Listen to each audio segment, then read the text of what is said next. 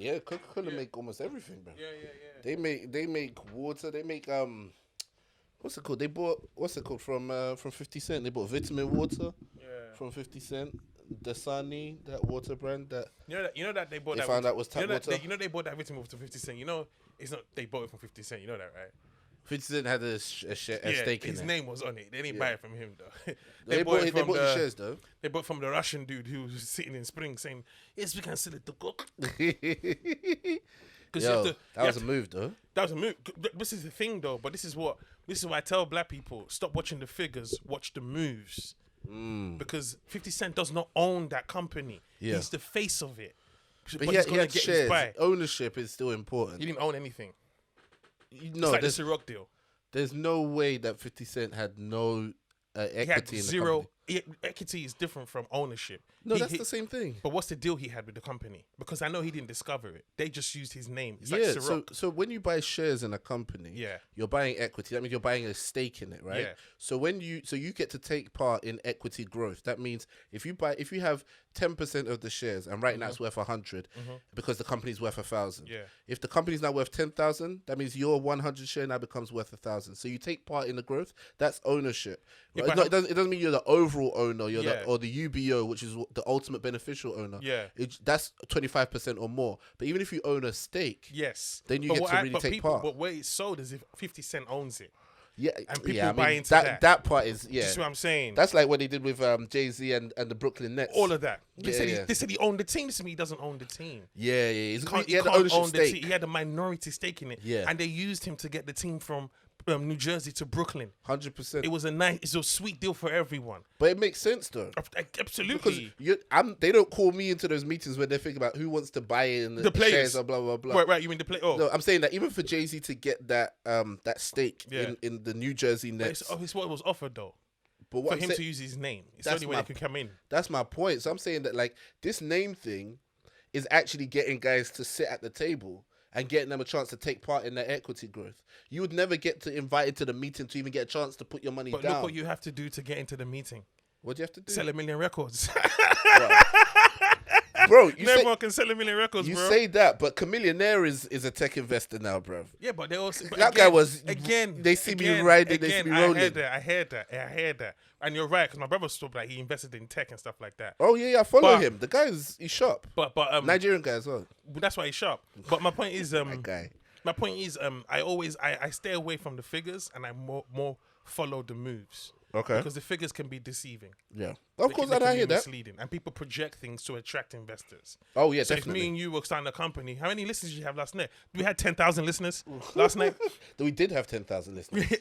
Because if you told them, oh, we had like 300, like it's not going to be attractive. Yeah. You inflate your figures and everything. Yeah, we know how the game goes, and to Like be honest, I respect apparently it. when Beyonce released one of her songs, they said it had this amount of streams in this amount of time. And one guy broke it down and was like, it's actually impossible for anyone to have that kind like no one can be online this much. It's just when you do No, the they math. have bots. They have bots and stuff. If they have bots, so they just They have bots that do when streams. albums used to drop, the record label will buy the first 100,000 copies. Yeah, And yeah. just say it's selling out. Of course. Well, no wonder. Of course. Yeah. Because it's different from tickets. Yes. Tickets is tough to do that because you need physical people in the Right. seats, right? But But there's the no thing- point in buying the tickets because you're not getting that money back. Exactly. Yeah. Whereas the album sales, you do that. You say the first 100,000 we bought them or whatever. Yeah. As long as the system shows that 100,000 got sold, Yeah. all you need is the hype. Yeah. So it actually made sense. And it actually makes people sell it more because people think it's running out. Of course. Like, remember in the Wu-Tang documentary, the guy ran, yo, I just heard this album. He's told him to come in and do that. Yeah. So the DJ guy's like, I don't want to miss out on Of course. whatever. Look at this guy Fear of missing screaming. out. Yeah, the fear of missing out. Fear of missing So it's out. always tactics they use in marketing. Oh my goodness! Look at me. I'm using the wrong. Right, bruv. On the video for this, I'm using the wrong stuff altogether. I didn't. I got too excited. Just jumped in. Give me a second to just get everything set up. Right. All right. We're back on that boys' quarter branding. Even the And we everyone- dropped gems as well. I can't cut that part out. We just dropped gems. even like Beckham cologne and Beckham cognac, and everybody has a little. They use your name to Yeah. sell their. Oh their, yeah. So thingy. the thing about it is that the game switched. So originally, a lot of these guys were just happy with an endorsement deal, right? So it was a matter of like, let's just use your face to sell something, and we'll pay you a set fee. So they'll go pay you 50K. You're excited. You But run they around with sold- 50K check, but they've made millions off of it. So guys started wising up, and they said, "No, give me options, Yeah, right? yeah. So at least give me the option to buy in. Yeah. That's something that most people don't get access to. Yeah. Right. So Well, you have to put in work to get that, though. true, That's the exactly. facts. You have to have the funds ready. Yeah, but that's you why need to when be I in a see position people- to do it, and you need to have the people- bargaining power. That's when I see people just doing, their thing. I want to get. I need to think of ownership. And it's like, bro, relax, man. Put the minutes on the clock in the craft you're doing, and then the ownership discussion will come. You don't wake up to the ownership discussion. You earn it, and like in everything in life, you have to climb that ladder. Messi has to play football before he can become the president of a club. To get that, if Messi says today, I want him, or I'm leaving, the club is saying, come on, can we get you some coffee? You want to talk? Yeah, There's other 100%. players in the team. They said the discussion and say, you don't lost your mind. No, I hear you. I hear you on earn your that, own bro. leverage. I hear you on that, bro. And that's why, sorry to cut you, bro, but even with the black discussion and the movement and the struggles and the things we face, we are always bargaining from a position of nothing.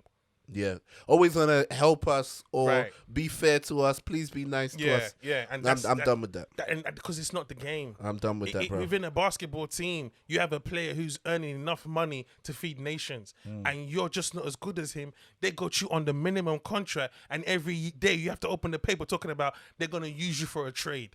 Some players are bought as stocking chips, so I course. can trade you down the line for a better player. That's what the chairman's told you, Yeah. and you have to show up to the game with the same intensity and passion as the dude who's earning 1000000s.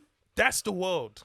That's the game, and I think the quicker we start realizing it and stop complaining about it, I think the quicker we'll start winning. I think we need to do less, And I think it's less protesting, more divesting. And it's not even in the protesting in itself. I think it's important for human beings to understand. If you really, really pay attention, we cannot all be billionaires. It's actually a Of course ridiculous not, bro. idea. And if we were all billionaires, it would mean nothing. It would be Someone war. else would want to be a trillionaire. Yeah. Because it's like the And whole it'd be point war. in being a billionaire Yeah. is that you can live a much better lifestyle than everyone else around you. Absolutely. That's the whole And thing. it's the only way you can become a billionaire. For you to be a billionaire, people have to be on minimum wage around you. Facts. People have to be struggling to help your empire grow. Facts. And that's just the way the game goes. Now, some people, but there's the beautiful thing within that, within this system, within this process is you have to understand what being content means. Yeah. What happiness truly means. Yeah. If you have family, you're able to have come out of I grew up in a council flat. My brothers have homes now. Yeah. I believe that's progress. They're not billionaires. Yeah. They don't have the Bentley GT. They don't have the yachts that they can flow to, but they have family. They have their kids play together. Yeah. I find joy in that. That's how generational wealth is built. The whole point is that your brother's now got onto the property ladder, yeah? So their kids are supposed to be able to say, okay, I'm only gonna live in a home that I own, but I'm gonna have a rental property. Absolutely. And then their kids will be able to say, all right, so we got the rental properties we inherited. Let's build on that. Yeah. Most of the time, like, if we compare ourselves with white English people, for example, it's unreasonable to expect us to have the same level of generational wealth. First, they're on home court. Exactly. And they've had generations to build up this wealth. You know, when you go to Edinburgh and one girl tells you, my aunt gave me the money. Yeah. You got an auntie living like that? Bro, the fact not only that the auntie have that money, the auntie believes in Edinburgh. The auntie's like, For my auntie to take drop this for 10K. Edinburgh. For my auntie to drop What? 10K, it's for my wedding. What? That's about it. Even that wedding said, It's for my wedding. And by the way, I'm going to be the chairman of the wedding. I was sitting at high Lorry table. high table. You got to give them the Martina first. Of course. Because they've invested. So bruh. you're right. It's unfair to even, and It's that's why I tell. unreasonable. And that's why you're not any kind of like what do they call it, positive discrimination or any kind of policies like that, it's not going to fix this. This is generational. This is built up over years. The pain was built up over years. You can't resolve it within one generation. With a diversity scheme. But this is what I'm saying. So everything we do is we have to be hustling for the next generation. I look a lot of the industry, and a lot of us want to be on television and famous and all that kind of stuff. What we don't look at is there's a middle class white guy running the theater company in one town in England, Bruh. and he has got so much power because if you want your play in his theater, he gives the go ahead. And Bro. who's gonna run this town tonight? Him. Do you know what? Yeah, this country, the reason why we're able to go around the circuit and do the work we're able to do is because they've empowered so many different areas in this country. There's so many small kings in areas, right?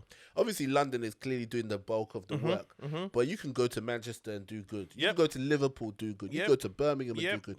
You can go to universities around the country. You can go to football clubs around the country, and they'd all be of a certain standard.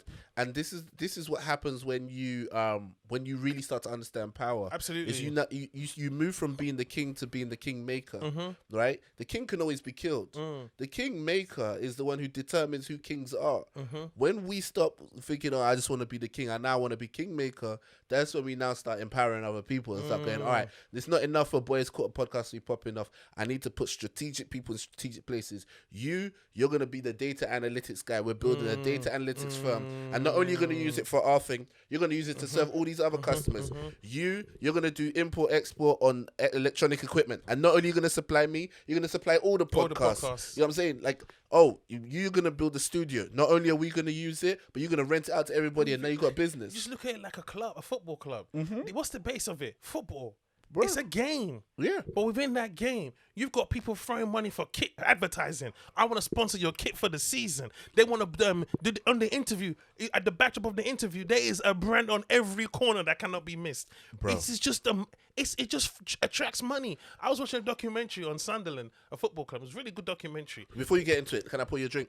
Sure. Yeah, I got these mocktails. I've given them a shout out. Is it a support black business thing? Yeah, Okay. it is actually. Let me not be a douche. I know the sister who makes them. Okay, it's a sister too. Yeah, She's single? I mean, from what I see. From what you see, okay. So anyway, is she making mocktails? Does she listen to the pod? No, she listens to Friday Night Vigil. I hyped it on there. It's called Irakura and Irakura. Yeah, that's nonsense. Is that what? Irakura, it means like as in just I'm buying jatty Irakura. Irakura. Well, that's what it's called. There's a tropical fruit soaked in curacao and 0% vodka.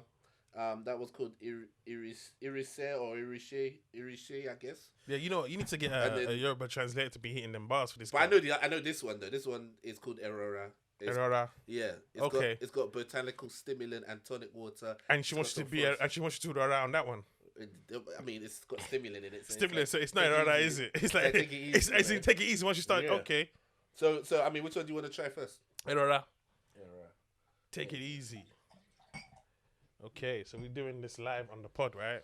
For real. What's the sister's name? Kenny. Yeah. Interesting. Yeah. It's got a kick to it as well. It has, yeah. Yeah. Afterwards, I'll give you the tropical one. So anyway, you're talking about Sunderland. Yeah, and I just realized from that documentary how a football club affects a whole town. They were losing badly, and so the fans stopped coming to the games. And because the fans stopped coming to the games, they didn't go to the pubs afterwards to get drunk. Mad. And the pubs were complaining that you're killing our customers. I was just like, wow, look how the pyramid scheme trickles down. Yep. It's the circle of life, basically. It's a whole economy. A lion a lion's the king of the jungle. But when he dies, he's eaten by the ants, rude boy. Yes. And he doesn't die. The king of the jungle doesn't die in the way Prince Philip had a state funeral. Oh no, he's taken out, rude boy, by some young lions who tear his head off on some It's a New Day. And that's the game. You know what I mean? It's a new day. It's a new, bruv, I watched a documentary like that on some lions. They took these 4 lions and they followed them around. It was the most compelling thing I've ever seen in my life. I was watching it like an episode of Godfather. Wow. Like there were 4 lions. One was a sociopath. Like you could just tell he had his shoes. Man was Scar. He was Scar. He had a scar too. He had a mohawk. So they named him Mr. T, I think. Oh, wow. But they were all brothers. But they were goons. Yo. And they took over territories. And they, you know, the alpha males and they went over and they said, "Where your king at?" Wrapping up people. But when it came for them, when they got older and the new set came in, when they were going, I was upset. Yeah. But I had to remember they didn't really show anybody else mercy when it was their time. For real. So I can't really break the cycle of life. But that's how you're going to become a kingmaker, bro. You start putting your young guns in place, then you're okay to the end of your days. But that's when you hold power, though. I believe if you've been in a powerful seat at some point, if you don't bow out, I believe you should be moved. I know, that's what I'm saying. That while they were in power, if they really played it smart, you start putting people in power. Where that you can ease out.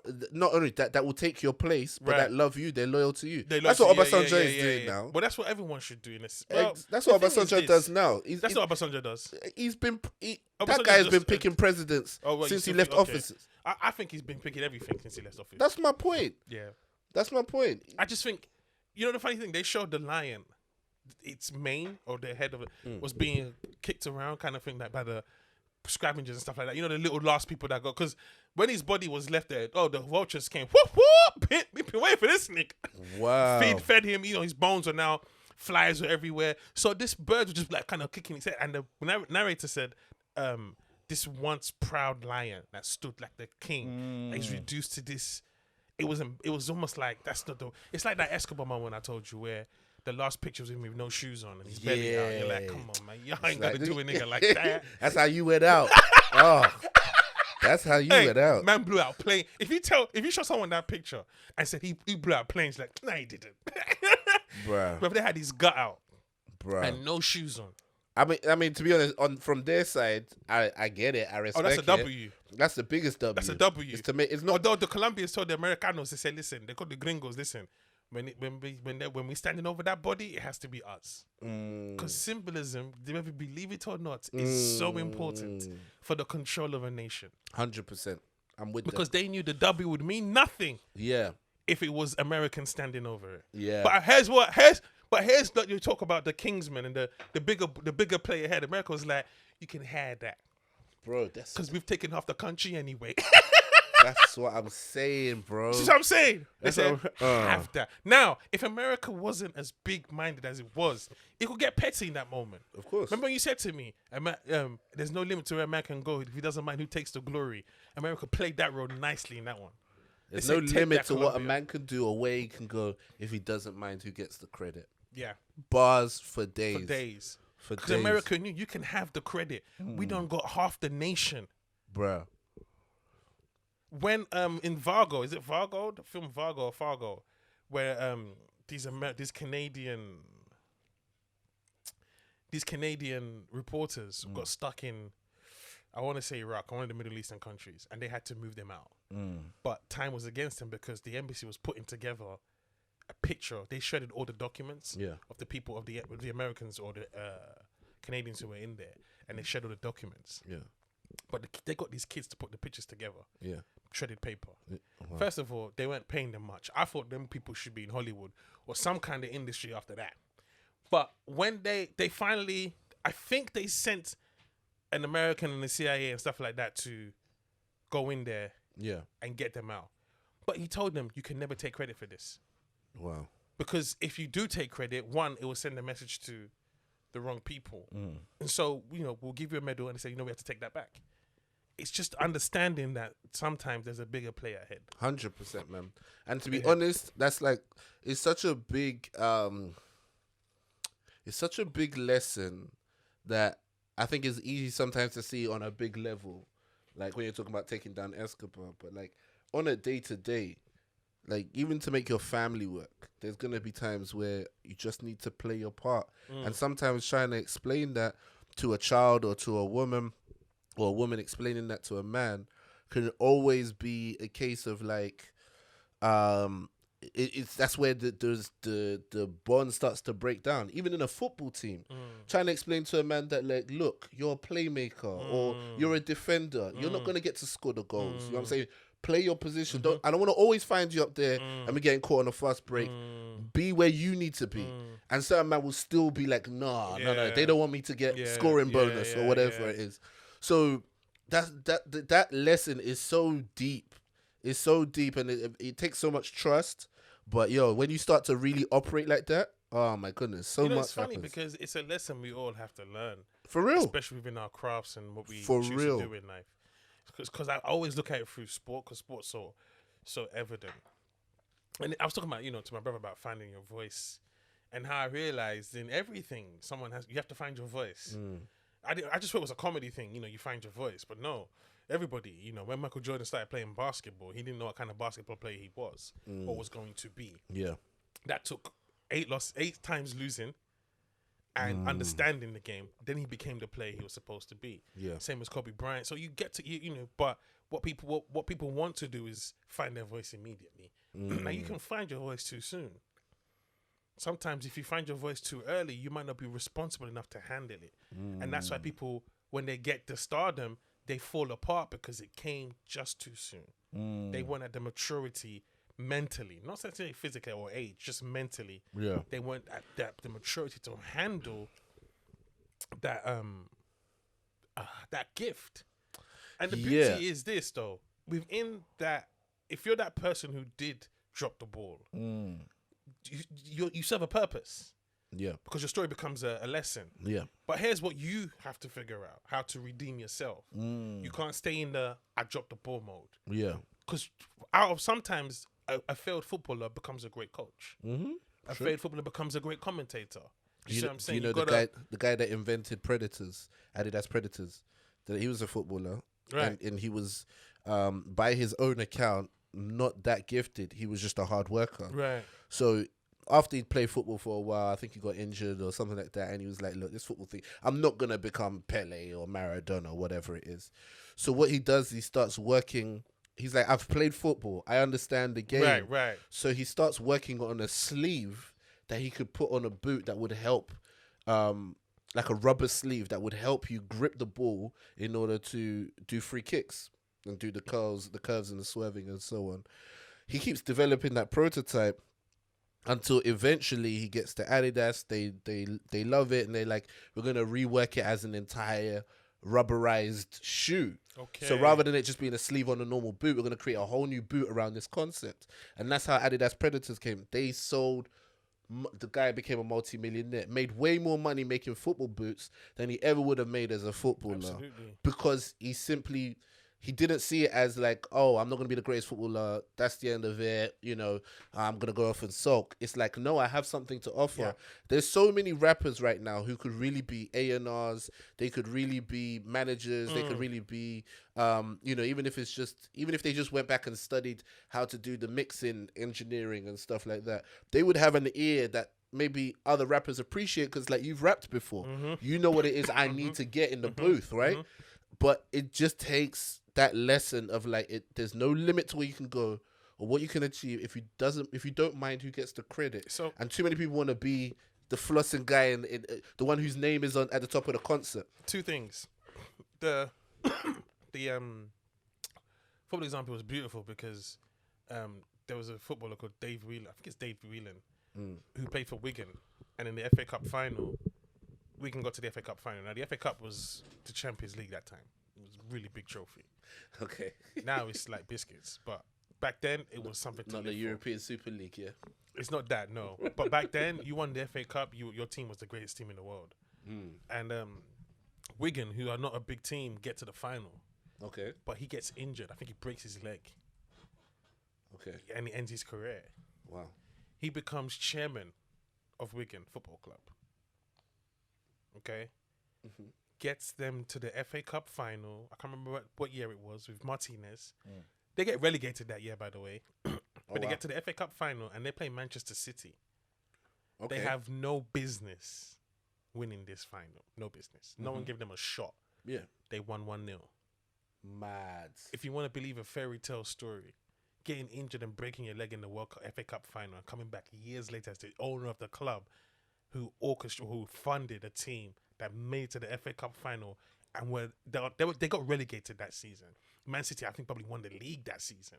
And so they were the better team by far. Of course. But Wigan scored a goal and City couldn't break them. That's nuts. That's man. nuts. That's not Craig Johnston. That's who I was trying to remember. He played for Liverpool. He's the one that invented the Adidas Predators. Yeah. The second one I was gonna say was in terms of everybody wants to be the guy flossing and that. I was at my friend's house yesterday. Yeah. My friend Beatrice was her birthday the other day. Happy birthday, B. And Shout out to Beatrice. and she ain't gonna listen to the pod, don't worry. But Hey, Bunda, I take that happy birthday back then. You'll get no happy birthdays. I was chilling at hers and she put on this YouTube. This is gonna be really bad, but you know them I Got Bills concert. I got Bill's concerts. Yeah. That's where it's like Oh, Genuine. Next. Next. all of those eyes Monica, got slapped with a tax bill, and now they need to go on the phone Guy, again. Jagged Edge. Was it the BT one? I don't know. It was not supposed to be filmed, but some guy filmed it. It's 2 years ago, actually. I Oh, think okay, it was a BT live one. it was a It was a live live con- concert, Oh, yeah. okay, it's different. That's different. Yeah. Jagged Edge came out, and I believe at some point, even though you were a quartet back then, and I believe at some point the matching thing, you don't need it no more. Like Bruh, you don't need to match. do them Don't need like to match. that. They had man. the shiny jackets with the we don't forget we old trainers. No. But the thing, but okay, Jagged Edge and Next, it was nice to see them, and they were good, but they got to Guy, and you know who Guy is, right? My bad. And Don't by be the like way, this. first of all, Groove me. Ted Riley, I was telling her to forward it because I wanted to show her something else. Yeah. But every time she skipped it would get to like a nice. I'm like, oh my god, Genuine be shining Bruh, on stage. I don't know, greasier than Jermaine Jackson, bro. I know he's got Cherokee in him somewhere because he looks like he's about to validate your oyster and just sing at the same time. But anyway, Who is it that said Jermaine Jackson's greasy? Chris Rock, you have to wipe the grease off the screen. Yeah. That's Jermaine Bernard, throw some sand on that nigga. That was cold, Chris. But so I'm watching the concert, and she's forwarding these people, but every now and then I'm catching, if the song, I know the song. Oh my god! By the way, I didn't know who they were until until I heard the song. Yeah. So I'm seeing these grown men with matching jackets on. And I got nothing with the matching. They had this massive fur thing on it, and I'm like, we're indoors. It's gonna be hella hot on this stage. There's lights on this dog. And so you got me thinking to that joke I was working on. Okay. Because it got to Aaron Hall. Aaron Hall was in Guy, but he's also got his own solo little stuff in it. Aaron Hall is 62 or 63. Okay. Maybe 65. I'm not sure. Maybe 62. I'm going to say 62. Okay? He looked like Omarion on his first album. No. The nigga had on a Drew Hill dragon jacket, all black. He had the Gucci belt showing, so he tucked in the tee. But this was the best part. He had the hat to the back Oh, don't with do the guy this. on it. And I said, but he looked like an old ass nigga singing on stage. And I was just like, come on, dog. Like, but I remember I said to you, there is no image of the retired hip hop dude or the tired. There's no real image for him. So when I see, even when I see like, well, he's starting that, but prior to that, even when I see the DJ Kool Herc and of them, when you see them on the interviews, you're like, are you still rapping?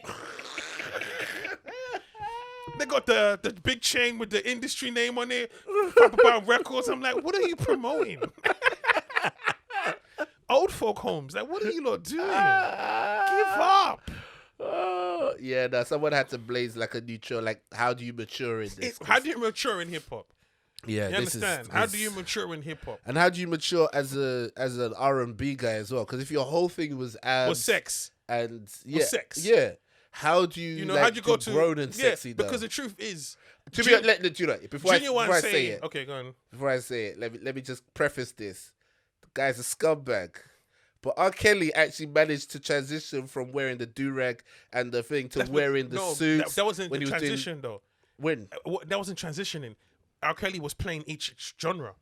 What do you want now? So when he first came out, it was Sexual Chocolate with the Boldy. Yeah. Then he went to R&B Thug Love. Yeah. That's what he did. Yeah. So then he realized the next genre is now, he wanted to do he was on his Marvin Gaye When a Woman Loves, giving that. So he still went back to Sexy Panties where he's wearing the bees, but all R. Kelly did on every album was play a role. Whereas Genuine, they're not artists like that. They're mercenaries. They're singers for hire. With an image. Nah, you're mocking. Let me see what I'm saying. Nah. Genuine can sing, but it's not like he be writing. It's not like he sing. R. Kelly wrote When a Woman Loves, and he breaks it down. And you're just listening to that song and damn. Genuine says, I'm gonna if this is my last chance, I'm gonna and call me Jordan fourth quarter in 92. Come on, bro. Sure, yeah. When you compare that to Now, how can you say man's a When a singer for Woman hire, Loves, though? there's people like that. And here's the thing. Here's what's unfair when people make these comparisons. that's a questionable bar from Genuine. Fair. Which one? What you just said about like, oh, my last shot's gonna be like Jordan in fourth quarter. In Like, 92. that's a questionable bar. Let's not lie about That's it. hella accurate, bro. You slow, man. What Jordan do in 92 in the fourth quarter? You have to go check that on YouTube. You have to go watch the Last Dance documentary on Netflix. Right. Just to get a feel of it. But what I'm trying to say is that like R. Kelly's got some questionable bars, bro. No, here's the thing. This is not a questionable bar. This is the height of Genuine's writing. Nah, you can't say that's the height of his writing, Give me the bro. potency in a Genuine song. No, if it's you're not like horny, let's do it. Ride it, my pony. My saddle's waiting. Nothing wrong with the song. What I'm saying is there's levels to lyricism, right? Okay.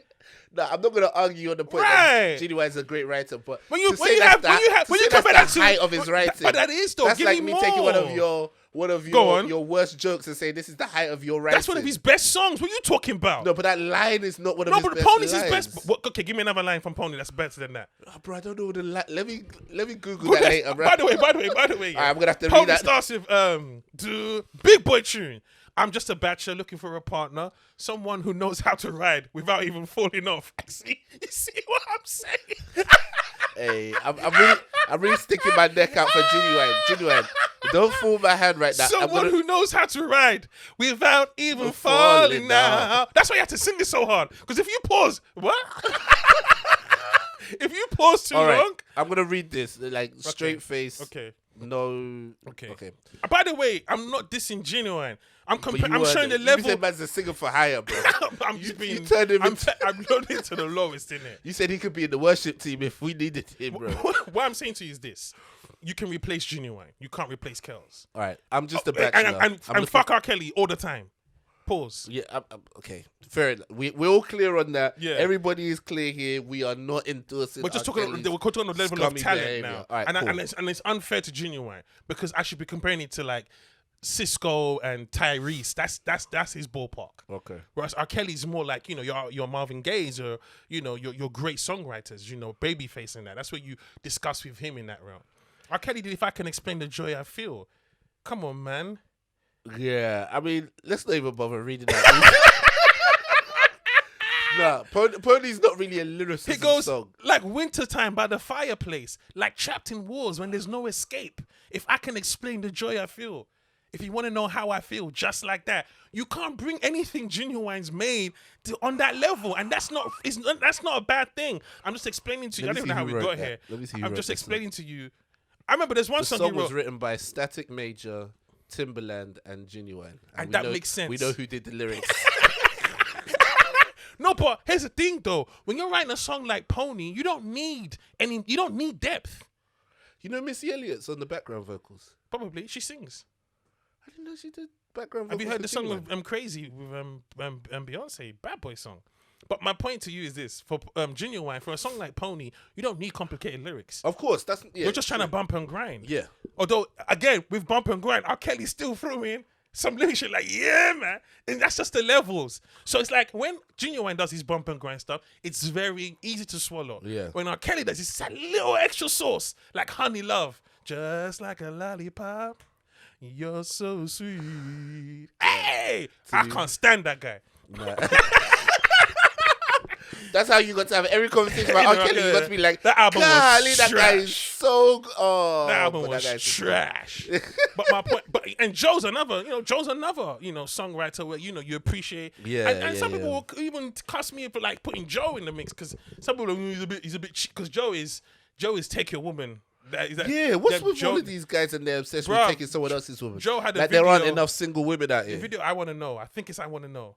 The girl breaks up with her guy. They have a little argument. This is the music video. Like, remember them days when every R&B guy had a little movie before. Of course. He's like, is he not treating you right? Bitch, get out of here. I hate them dudes right This there. motherfucker went to the girl. This guy breaks up with his girl. Guy walks off. Joe just walks from him and the homies who were doing whatever on the block. Okay, he's like, did your man just upset you? I was like, my dog. Let her get over it first. God. Bro, she ain't even had time to process. She ain't even had time to go see her therapist, We pray. didn't really hear what they said. So the nigga could have been like, I'm going to the shops. I'll be back. You interrupting a family moment. Bro, those guys that feel the need to take someone else's woman, scumbags. But here's the thing, though. I think everybody enjoys that notion of it because, like, my favorite, one of my favorite R&B albums is SWV's New Beginning, right? What do you mean? No, that's not the first album. No, I really love A New Beginning. That one was just dear to my heart. What song was on A New Beginning? Bro, too many jams, Is bro. Weak on that song? Is Weak on that one? Yes. Weak. Yes. Not Weak. Weak's not on that one. Sorry, Rain. No, Rain's not on that one. Rain's on the first album. Rain's not on the first album. Which one's Rain? Down on me, let your Love love is shower. shower That's not on the first album. rain. Weak is on the first album. Weak is on A New Beginning. No, it's not. It's their first album. But don't argue with me. I'm an SWV hole. No, what? Okay, we're gonna Me do a and lot of Coco, googling me and today, Coco, we've been seeing each other on the low. Don't tell no one. SWV Weak is on the first album. So is I'm So Into You. So is Yeah, Yours that's on My Mind. called A New Beginning. Oh, that's the name of the album. That's the name of the I thought it album. was Unnecessary Tension. Okay, their first album is called It's About Time. That's the one. That's the album it's on. Yeah, No, it's on A New Beginning. but that's maybe a compilation album. New because Beginning has. It's about Week is on. It's about time. That's the first album.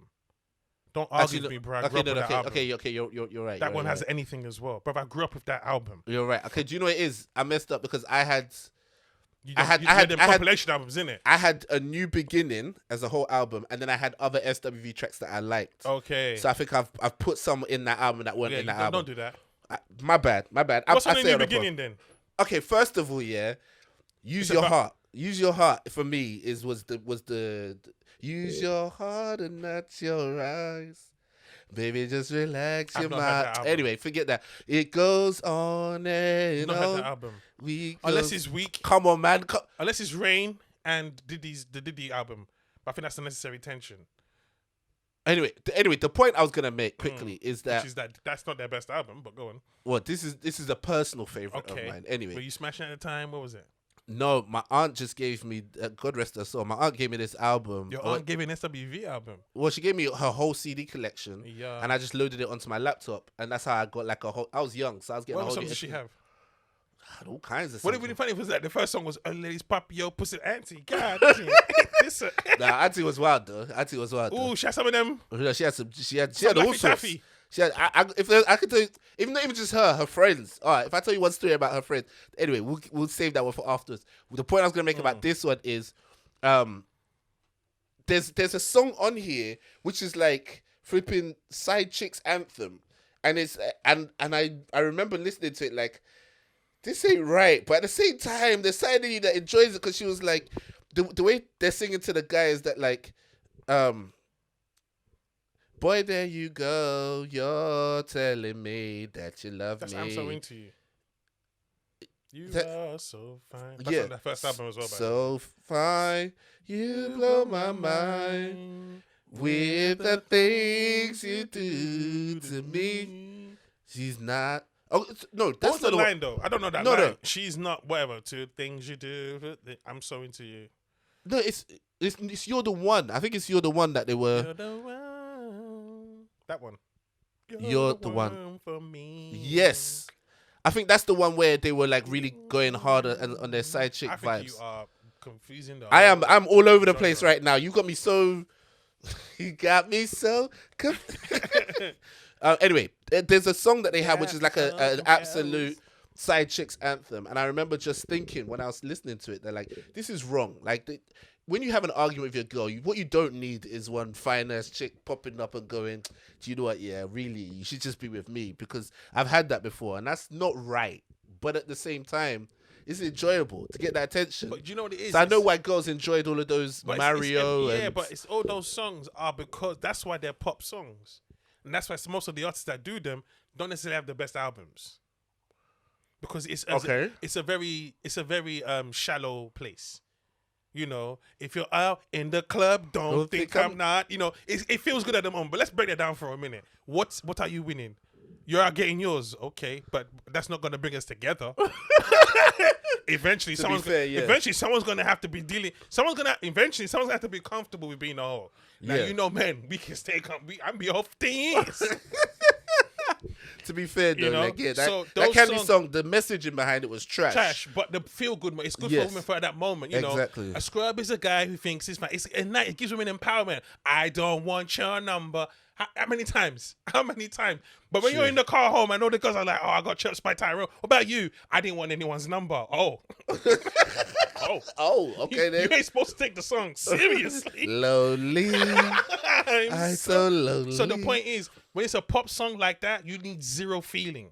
You're the one. That's the name of the song. You're I the know that you're somebody one. else's guy. Yeah. But the feelings that I have for you, I can't deny. She doesn't treat you the way you want her to. So come on, stop running. I wanna get But that's with you. but here's another What thing. your girl don't know won't hurt her. Right, but here's the thing though. She's Anything singing to from make a this love single go. girl's perspective. Yeah. She's young, free, and single. Yeah. She ain't been in a relationship. Otherwise, her song gonna be "I was your lover and your secretary, working every Day of the week.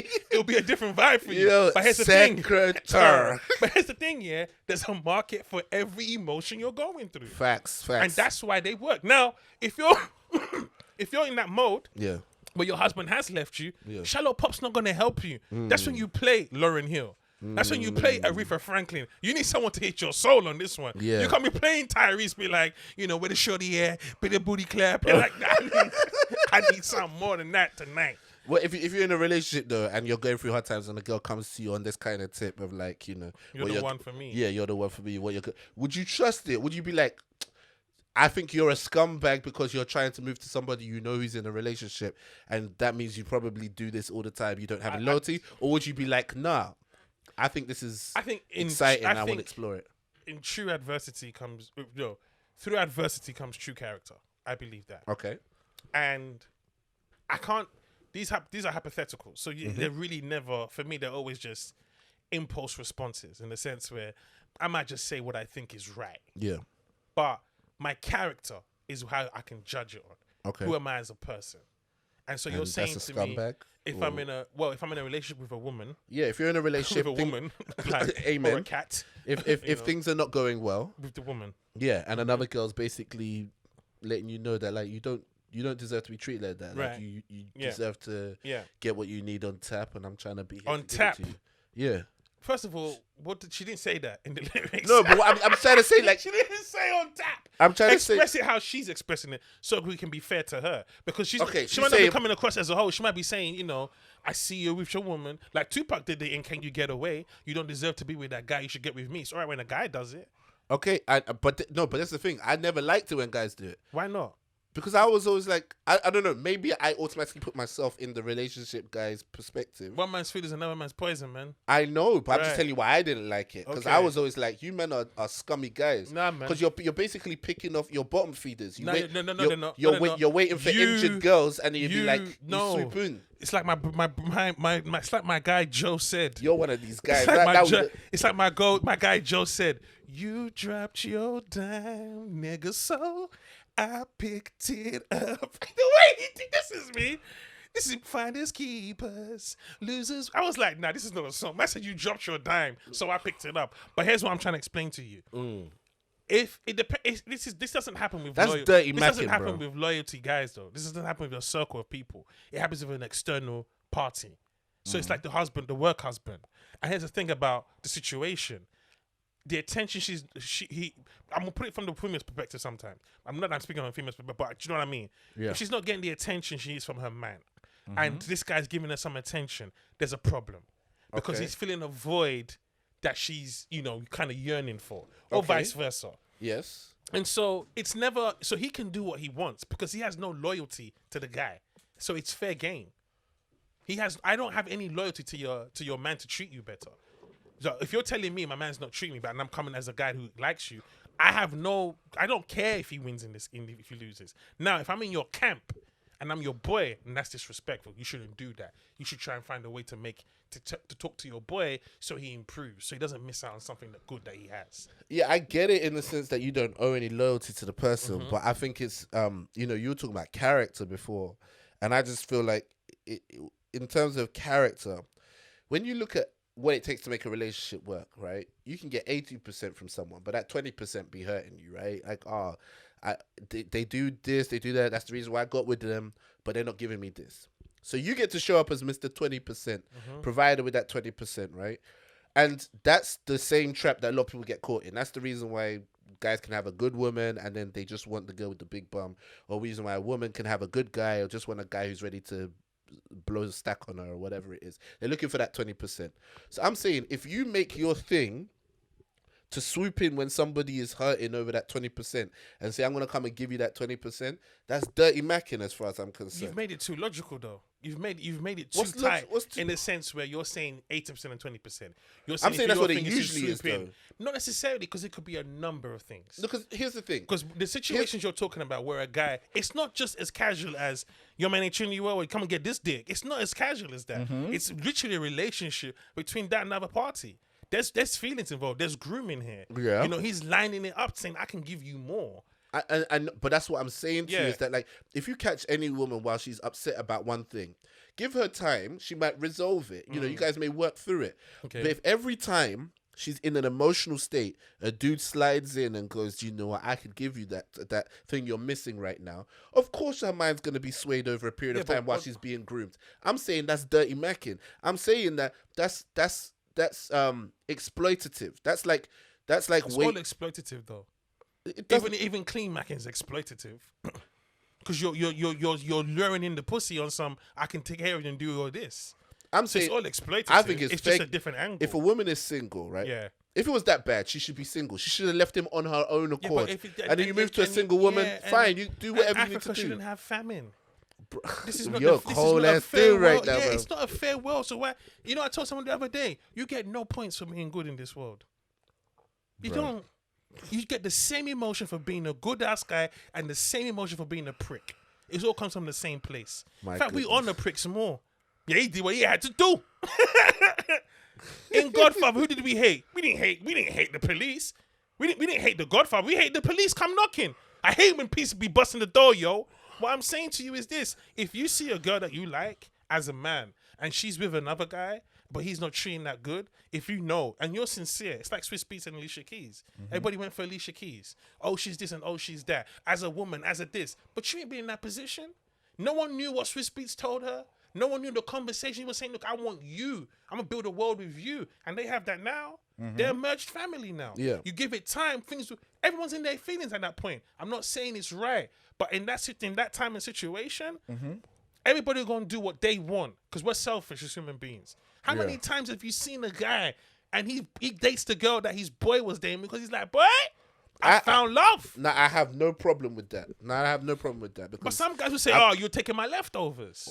Bro, I just don't ascribe to that one. Like my wife, I was dating her friends before. Right. I have no problem with it. It's like you can't land on somebody and build a hotel and be like, every time you pass through now, you have to pay me $100. Nah. I'm not a monopoly square. You know what I'm saying? And that's a maturity thing, you know? And that's how we need to be mature. Yeah, that's a maturity thing. And if a man comes to me, I've had brethren tell me I'm interested in someone that I was previously pursuing. I'm like, go true, my brother. Like, I'm not going to block her blessing. Would you let your ex-girlfriend come to your wedding? And I was like, why not? I had like 3 of them this there. This is me. If as a woman, you're getting married to me. Yeah. And my ex-girlfriend coming to the wedding is making you feel away, you probably shouldn't be marrying me. Bruh. You see what I'm saying? Like, we need to get to a comfortable place. Yeah. Because I'm marrying you. She's the ex for a reason. Yeah. I went to my ex's wedding. I was supposed to host. Oh, right. But let me tell some stories, guys. But here's the thing. In the last minute, she said, you know, her husband just said, you know, hey, just let him come and enjoy the day. Yeah. Which I thank him for on 100. Smart move. Because I was only doing it because she was her favor. Yeah. The host that they got, he was not having a good time. Golly. It was one of them ones where ain't nobody listening. God. And that cousin was like to me, "Fumi, why didn't you host?" I was like, "So you want me to go through this?" Nah. I thought we were cool. Disrespect. But yeah, her and our relationship got to the point where God intended it to be. Okay. Which was a friendship. Okay. Someone that knows me and someone that I trust. Okay. And so at that point when she was getting married, it wasn't me showing up like, yeah, you know, man, I used to tap that. I'm not 6. Yeah. You know, it was a case of, I'm so happy to see you at this stage of your life. I'm with my sister and my niece. Okay. And she's someone till today who, if I need a voice or if I need support, I would turn to because she knows me very well. Yeah. And I've got that connection. But you have to respect the fact that she's married now, though. Listen, we could not talk for 6 months. Simple. Yeah. It's not that I message her every day, but when we do talk, it's a it's quality because this is someone who you respect as a friend now, Of course. as a mother, as and all of that. Yeah. And so and what I'm saying is it's beautiful to get to that stage in life, Yeah. as opposed to being petty over stuff like body counts and stuff like that. You see on the YouTube chats, nah, man, these people have never had relationships before. They've barely been in love before. I think there's just a difference here when it comes to like, oh, you've been with somebody, and it's like your friend likes them and so on. I think let that person be free. Once you're done with somebody, let them go. Don't be trying to like guard and block and trying to play defense and make sure that Being someone a else, gatekeeper, you know what I'm saying? Being a gatekeeper to somebody because you dated them. It didn't Yeah. work out. Toss them back into the sea. Let someone else catch them. Let you know me what I'm see you saying? toss it up. But what I'm saying is that trying to present yourself as the solution to somebody else, Yes. that's what I'm not here for. I'm like, look, if you are unhappy in your relationship, baby girl, you need to go figure that out within that relationship. Either you stay there, you fix it, or you leave. When you are single, then as far as I'm concerned, as far as my morals, my standards go, then I can approach you.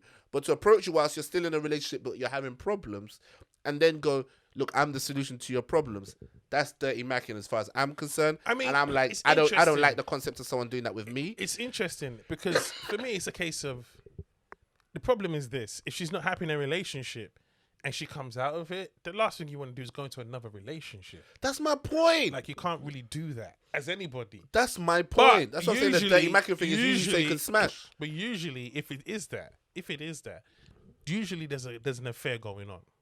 For you to be that confident to say, "Come with me," there's an affair going on. Like you've had enough relations Yeah. to take that step. But if it's on some G, I can die. Your man ain't looking after you. In fact, when you come out of a relationship, the first thing you need to do is have a shower.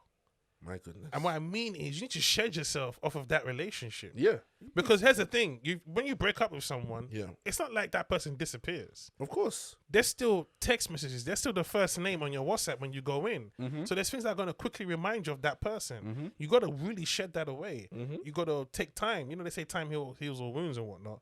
You really got to take time to get your mind away from the attachment you had to this person. And that's not going to... And people get into another relationship not because they need relations, but they need a distraction. Bro, and I'm saying that, like, if you present yourself as the solution to someone's problems, you're setting them up for a huge disappointment when they're already emotionally down. Because what you're doing is you're giving them the fantasy, which is gonna come with a rude awakening at some point.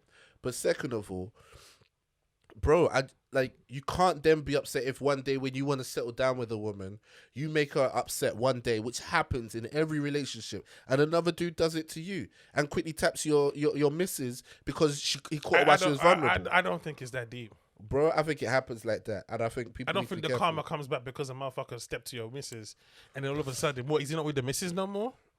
No, I'm saying that, like, if you really feel like it's okay. But it happens If every you single time. really feel like it's okay to quickly move in while a woman is vulnerable and emotional, you can't be upset if someone does that to you one day. But who is, though? But here's the thing. I've never seen it where a man has left his wife and married the next thing, and it was just, I left my wife and took a 6-month sabbatical and then started dating again. They was already in play. If they're moving to another, they was already in play.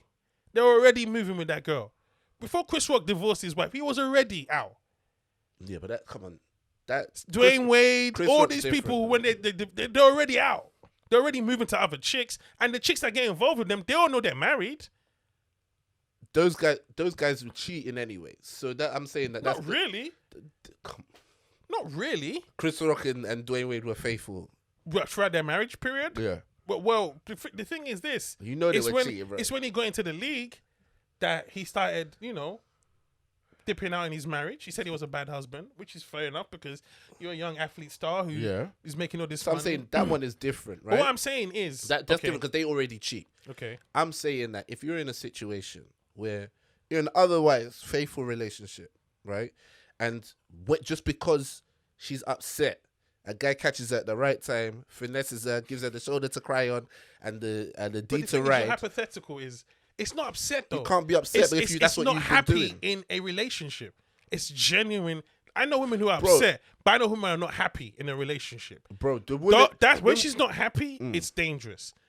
It's dangerous. but some women, bro, some women will use. it can't be just be like, what? You took the car again. That's it. I'm about to fuck the whole team. No. No, but bro, this is what I'm saying. You say it like that, but the range of I'm not happy in this relationship goes from everything from this one time he said something I didn't like, all the way up to this guy is, you know, emotionally abusive, and everything in between can be I'm not happy in this relationship. When she gets into the other relationship, what happens when he says something she doesn't like? That's my point. So what? But you're saying it as if I'm saying people that are wired like this. Like, what I'm saying to you is the scenario in the situation. I understand what you mean, but what I'm saying to you is it's more complex than just I'm not happy. When these affairs are generated, unless she is or he is just cheat, they just normally cheat. But when these opportunities present themselves, where the woman falls for another person who's offering her, I guess it's from an extended period of a relationship. I'm talking 10 years in. it doesn't even have to be that.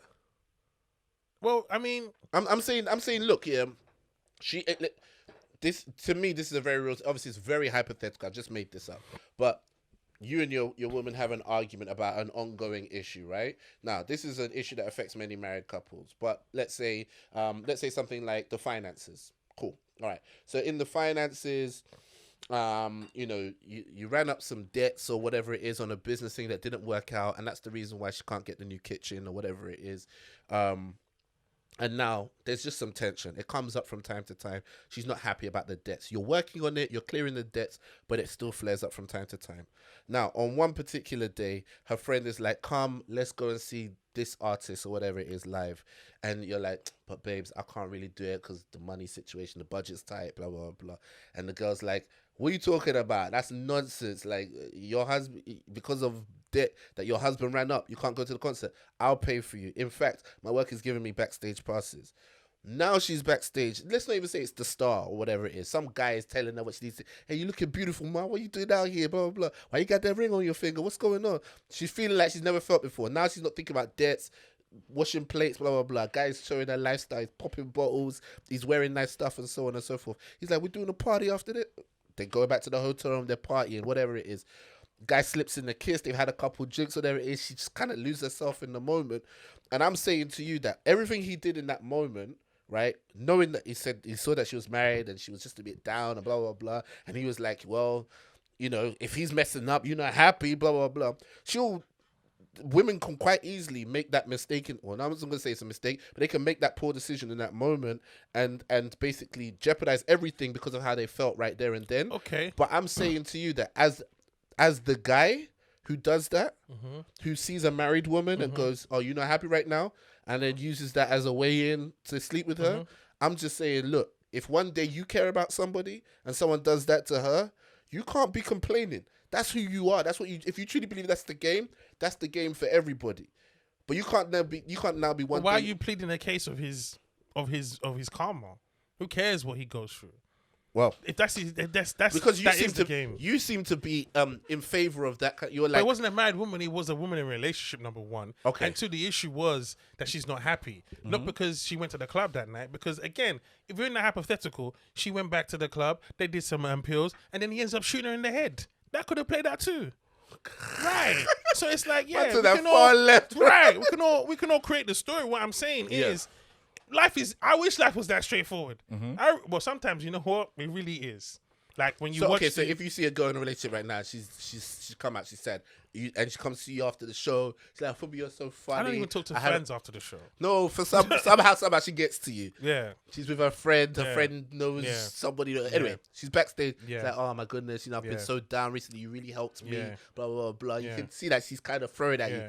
you. Would you, in your sense of standards and morals, go, "Baby girl, get back to your boyfriend, sort that out"? No. Or would you be like, "Come with me, I'll show you a good time"? Neither.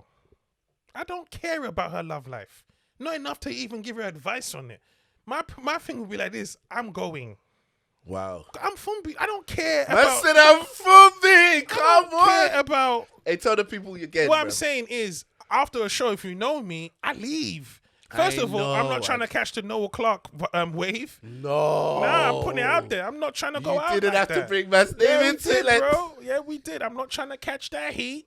So I conduct myself, way. and that's how it happens. Fumbi praise on married women. Nah, not doing that headline. Nah. Not doing that headline, bro. So I conduct myself in a way that even back then I understood, just how to conduct myself once I've come off stage, because people use that attention to get panties, and I'm not knocking that. I'm not hating on that. You get a groupie, you consent to having what you want to do.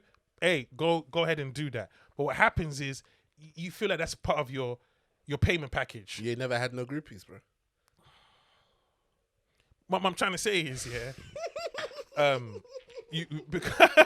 I'm trying to say is, you try and make that your payment package, where I said I'm Fumbi. but you know when you go to the show now, you understand there's a train ride, there's a hotel, there's a show. I get paid. Okay. When you said train ride, I was like, golly.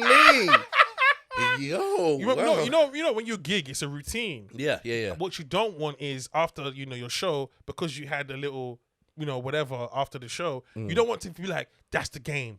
Every city I go to, I seen it I've got happen, a pool. bro. I seen it happen, bro. It's really sad to watch because it's like, brother, get back to the hotel, get some sleep, Get some sleep. get some sleep, man. Get some sleep. You know what I'm saying? Like, I don't even get drunk after shows. Like, we're gonna go get shit faced because I'm in another town.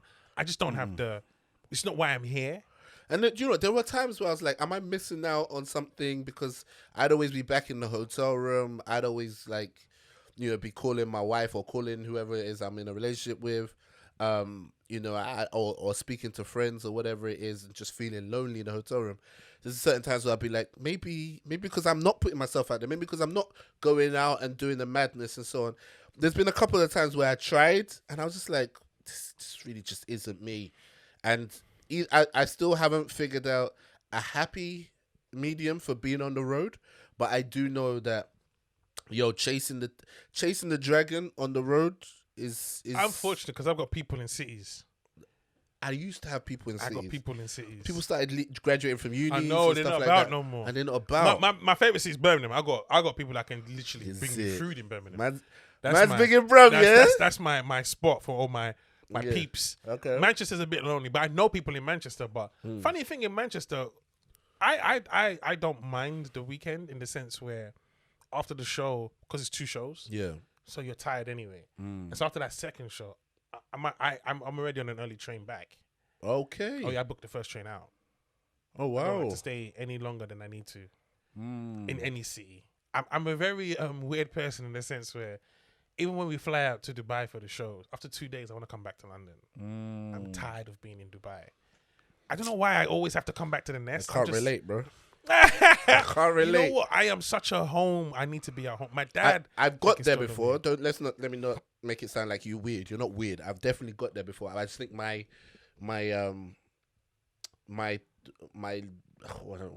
tolerance for being away from home maybe is a little bit longer. Longer than mine, right? Mine isn't.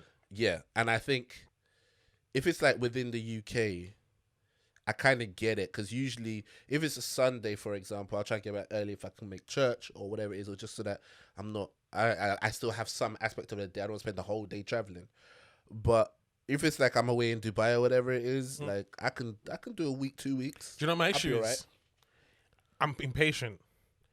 The train ride home is 2 to 3 hours. Yeah, I just got to get out my system. I can't do it sluggishly.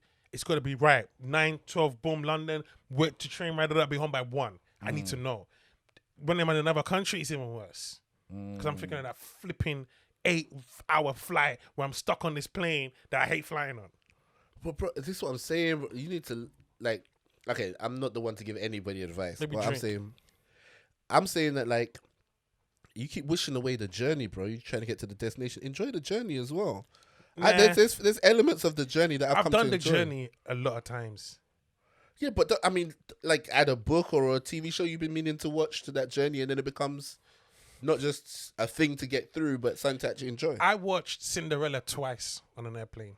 Yeah, why watch the same movie you twice? You know, because it's the only thing. Because it was the only thing that I enjoyed. No, as in like, So it kept me in an enjoyment state. but I mean, prepare something on an iPad. That's what I mean. What like, I mean is I watched it on the way down, I watched it on the way back. this guy. Because that moment reminded me of a fun moment. Yeah. So I was like, let me just recreate that. I tried to watch The Great Gatsby when I was coming back from the Dubai one, man. I was gonna cry in it. Because I just done 14 from Australia, right? And then they're like, now we're going to London. It was 8 hours. And I watched That's much. That one's I watched much. Great Gatsby twice because the film was boring as fuck and long as fuck. But what I'm saying is that you are setting yourself up to hate the journey. Why? I hate being in the. I'm so impatient. I just hate being in the air.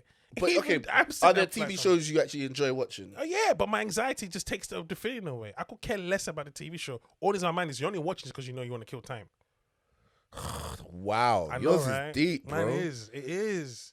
It is. I set up podcast episodes, TV show episodes, movies. But you like that. whatever So instance, it when is. you're driving to Manchester, Yeah. do you like the fact that, you know what, this alone time is going to be cool? Get my little podcast thing. Da, da, da, da, da, da, da, da, da. Not particularly the alone time, but it's like I would prefer it if I had somebody to talk to. But if Okay. I don't have somebody to talk to, I line up the podcast. I got that. I got them lined up nicely and everything. I've been But you know meaning what I to catch do up in on. it? What's that, Slow jams. bro? To be honest, I do get playlists together, but You got playlists mine together. won't be slow. Mine's gonna be like pumping up music to keep me going on a Okay. drive. Like I to be honest, if I spend too long listening to slow stuff, bro, I start getting Woozy. I start feeling weird, bro. Weird. Yeah, even church wise, I prefer praise to worship, man. All them slow worship songs, I always be feeling somehow like really don't play that. uncomfortable. But I like all them praise ones where it's like, "What shall we do today?" I can't do that. It's too much hype. I love the hype. Too much hype. I think maybe because I'm low energy in most other places, I like the I'm up. high energy, bro. So that's why you like the. That's Okay, why I don't drink interesting. like that, because it takes my energy. Okay, And I have no, what's the word? I'm not a fun drunk. They're like, what's wrong with you? are you one of them guys? Yeah, it's like nothing. I'm just a little Interesting. drunk. I don't know. Where most of my friends are nothing like me, and they're introverts. Not in the sense, not even introverts in the sense where, you know, they don't talk or nothing, but they're not entertainers or they're not out Yeah. like that. Yeah, But when they have a drink in them, they become different people. yeah. Just annoying. They become bold and start running jokes at me, and you're just like, you wouldn't do this if you weren't drunk. But What's the? and they become close because they're fun drunks. So when they go out, they invite each other, but they don't want to invite me because it's like, if I'm going down. And I'm, you know, when I'm when I'm not drunk, I'm reasonable. Have I seen you drunk before? Nah, doubt it. Yeah, I've seen you high, but not drunk. Yeah, not drunk. But the thing with I've never been drunk. being waved is, what's the worst drunk on my birthday when I came home? My mum was making meat for the church. She got up at like 6 a.m. I strolled in, started chatting shit. And my mum was like, "Are you drunk? Listen to me. Good night." Walked off. Oh my goodness. But that one was just, my friend, I drank a whole bottle of Alizé.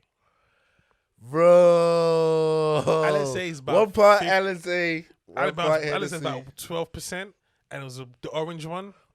Bro, what do you trying to explain Alizé to Right, me, bro? right. We I should have don't been re- drunk. Bro, I know, but I do drink alcohol. I just never. My drink friends came to success. pick me up. I was at my cousin's. My friends came to pick me up. We went to a rave in Alizé was the one, though. no, it wasn't. It went to It a was rave the in Tower one. Hill. What do you mean? I bought Alizé this lockdown, bro. So I bought Alizé for my friends. My friend Beatrice, her birthday. That's our thing. Every year I bring Alizé to her house. Oh, done no. Because one time she was like, "Who bought Alizé?" And I was like, Yeah. "Me." She's like, "Oh my god." Alizé used to be like £10, you know. It's Yeah, proper, and it was almost £20 and now. it used to get you drunk, you know. Don't get it twisted. It's What a do you strong mean? drink, It's cognac and juice, bro. but it's nice juice though. That's what I'm The telling purple you. when you put the ice in it as well. Come on, bro. But when I got to the club, my friends The were so passion. drunk, and that was the time when Fire Squad was popping with Little Busy. You don't want to war, your boys will get bored. Kill up your grandma. Hey, when they dropped that line, oh my god, everybody was in a circle just. You don't want to war. People took their shirt off. We were just going nuts. Justin, you know Justin from Jason and Slick. Yeah. He was there that night. Oh, man. Not with Slick though. That's because I knew him through the people we went to uni with. Okay. So he was with them, man. Yeah. And we were just going crazy. Bro. Like talking to girls, talking so much shit. I feel for women, man, because we don't deserve them. Bro. I don't think I've ever said anything constructive to a girl when I'm drunk. And then the next time I see her, she's like, "You're right." You're like, "Yeah." I mean, when people tell you about, you know, you were wild last night. Nah, What did I say? Nah. So you're the toxic dudes these girls always talking about. No. What I mean is, Okay. you just act a fool, innit? You just become a boy, innit? It's kind of. Nah, I don't know, You just bro. doing that. What? All right. Go on then. But it's just Tupac quote, don't forget. Oh yeah, the Tupac quote. This week was just I was thinking about life and what you want. Wow. What you want in terms of purpose and stuff like that. You sometimes you ask people and they're like, you try to make it deep, or what I want is genuinely just like, the quote just came into my head from Tupac's song, which is my definition of a thug nigga. And the line was just the season to be serving. And the line was simply just, I'm just trying to make some money, right? Put some motherfucking food in my tummy, right? I'm getting green like I'm supposed to. As simple as that. Yeah. It was like I'm just trying to make some money, right? I'm just trying to make some money, man. Yeah, man. It was just so biff. The quote just came. It was like, so what you want to... I'm just trying to make some money, right? And he went to put some motherfucking food in my tummy, right? I'm getting green like I'm supposed to. Find the holes with the spot that we can fade them more. My definition of a... I told you it was Warren G doing that, right? It was what? Warren G doing that. Doing which part? Warren G produced the track. Oh. You see that? Have you seen that video? Yeah, you did tell me this, actually. You did tell me. And he says it, Warren G, chow. And Warren G, there's actually the studio sessions on YouTube. Okay. Where he's Warren G and Richie Rich. And he said, Warren G said he called him. He says, Tupac. I'm going, ain't no Tupac. And he hung up. He said, hello, it's Pac, man. Listen, where you at? He told him at the studio. He said the first thing he did was he took his gun, went to get some of his records, went down there. Pac does the verse. Yeah. Because my definition of a thing goes, he said, I go on there, put my little stank on it. This, you put your little stank on it. So I just go in there. He goes, I just put a little, 'tis the season to be serving. What you doing? Mobbing like a motherfucker every single day. That's what he says on his rap. Okay. Yeah. I was a proper West Coast head. Yeah. Like, if you knew Snoop, I was your friend. Who did he sample with that? What you doing? What you doing? It might be, it could be from it might be from a movie. I feel like it. But you know Black Powers, what you doing? Yeah, but I feel like I've heard it somewhere before. I think so. Even though it's just like 3 words, I feel like, because I know DJ Quick used to sample Richard Pryor. Yeah, and with, that's what we Hearts discussed. of Men, he sampled Richard Pryor. Yeah, we discussed this earlier on in the pod. Yeah. That like there's at least 2 songs that have Pryor on it. Yeah. But yeah, definition of a thug nigga. Okay. And then you see like is it Chance the Rapper? I think on his album he had Jimmy Fox, the fuck you, oh fuck you, fuck you. And one of my friends, she was at my house. She was like, I've never seen, because I showed her the live video, because I've never seen the live video. I just saw it on Chance the Rapper's album. Okay. Yeah. So people be using comedy skits. Oh yeah. For real, man. For real. Nobody's closing me out of my business. My definition Nobody. of a thug nigga. Let me find out where that's from. This line is an audio sample from Goldie in The Mac. The movie The Mac. I need to go back and watch some of those blaxploitation films because what, they really that bad? Yeah, man. The posters are so amazing. Bro. I love the posters, but the films are too much. Jive turkey. My brother's one that brought me into blaxploitation films. There's one by Michael Jai White. You should watch that one. That one's really good. It's almost like he brought it back. I can't remember what it's called. Black Dynamite. Black Dynamite. Black Dynamite. Yeah, Black Dynamite is fantastic. I've watched Black Dynamite, the movie and the cartoon series. Okay, I didn't see the cartoon series. The cartoon series is fantastic. The movie is amazing. You know the cloud that goes over the cliff? Bro, there's too many moments in that. I'm gonna use it for my scene. The car that just drives over the cliff. I'm gonna use that.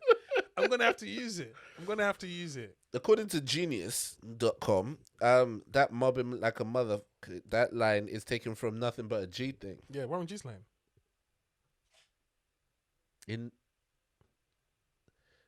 Warren G wasn't in Nothing. I think Warren G. Hold on, mobbing like a motherfucker every single day.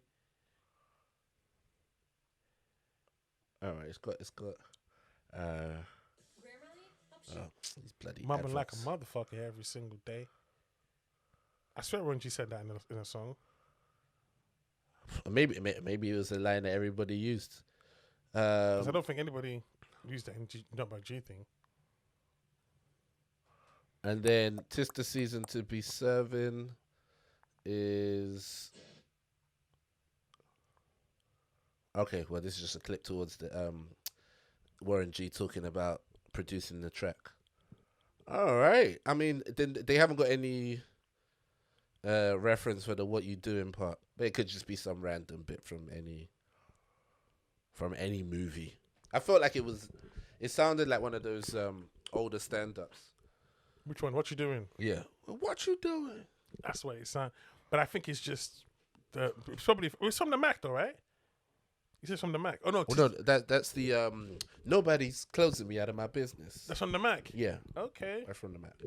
On one of the Dog Pounds album, they have a line and it comes in and goes, "Okay, everybody, it's a stick up. Anybody move, I'll pump one in your ass." And I was like, "Where did I know that from?" It's Harlem Nights. Okay. Yeah. Yeah. Yeah. Nice. How you Yeah. been, bro? Tired, man. I can tell. Tired. The weeks, the days. It's June, you know. It's not June yet, It's brother. June, man. That's what I always do. Early May, I'm like, it's June, you know. Why? I used to do that when I was a kid. You wake you up at 5, saying it's 7:00. And do you know what my mum used to do? She'll wait till like 2 weeks or 1 week before like any like school holidays over. She'll just start saying holidays over. Because she wants you to get back into the mindset for school Okay. before it's time to actually go back to school. But that used to... I feel like I still need to go back to therapy over that line. Because the idea of holiday being over still gives me a sinking feeling in my stomach.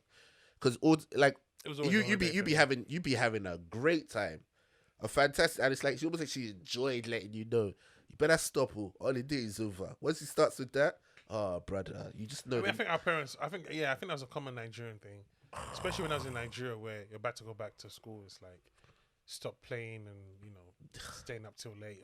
Your school will be starting next week, Yeah, and you're like, so yeah, exactly. For I me, didn't I'm like I that didn't means see I the still school got a year week, here, but I didn't see the school year anyway, bro.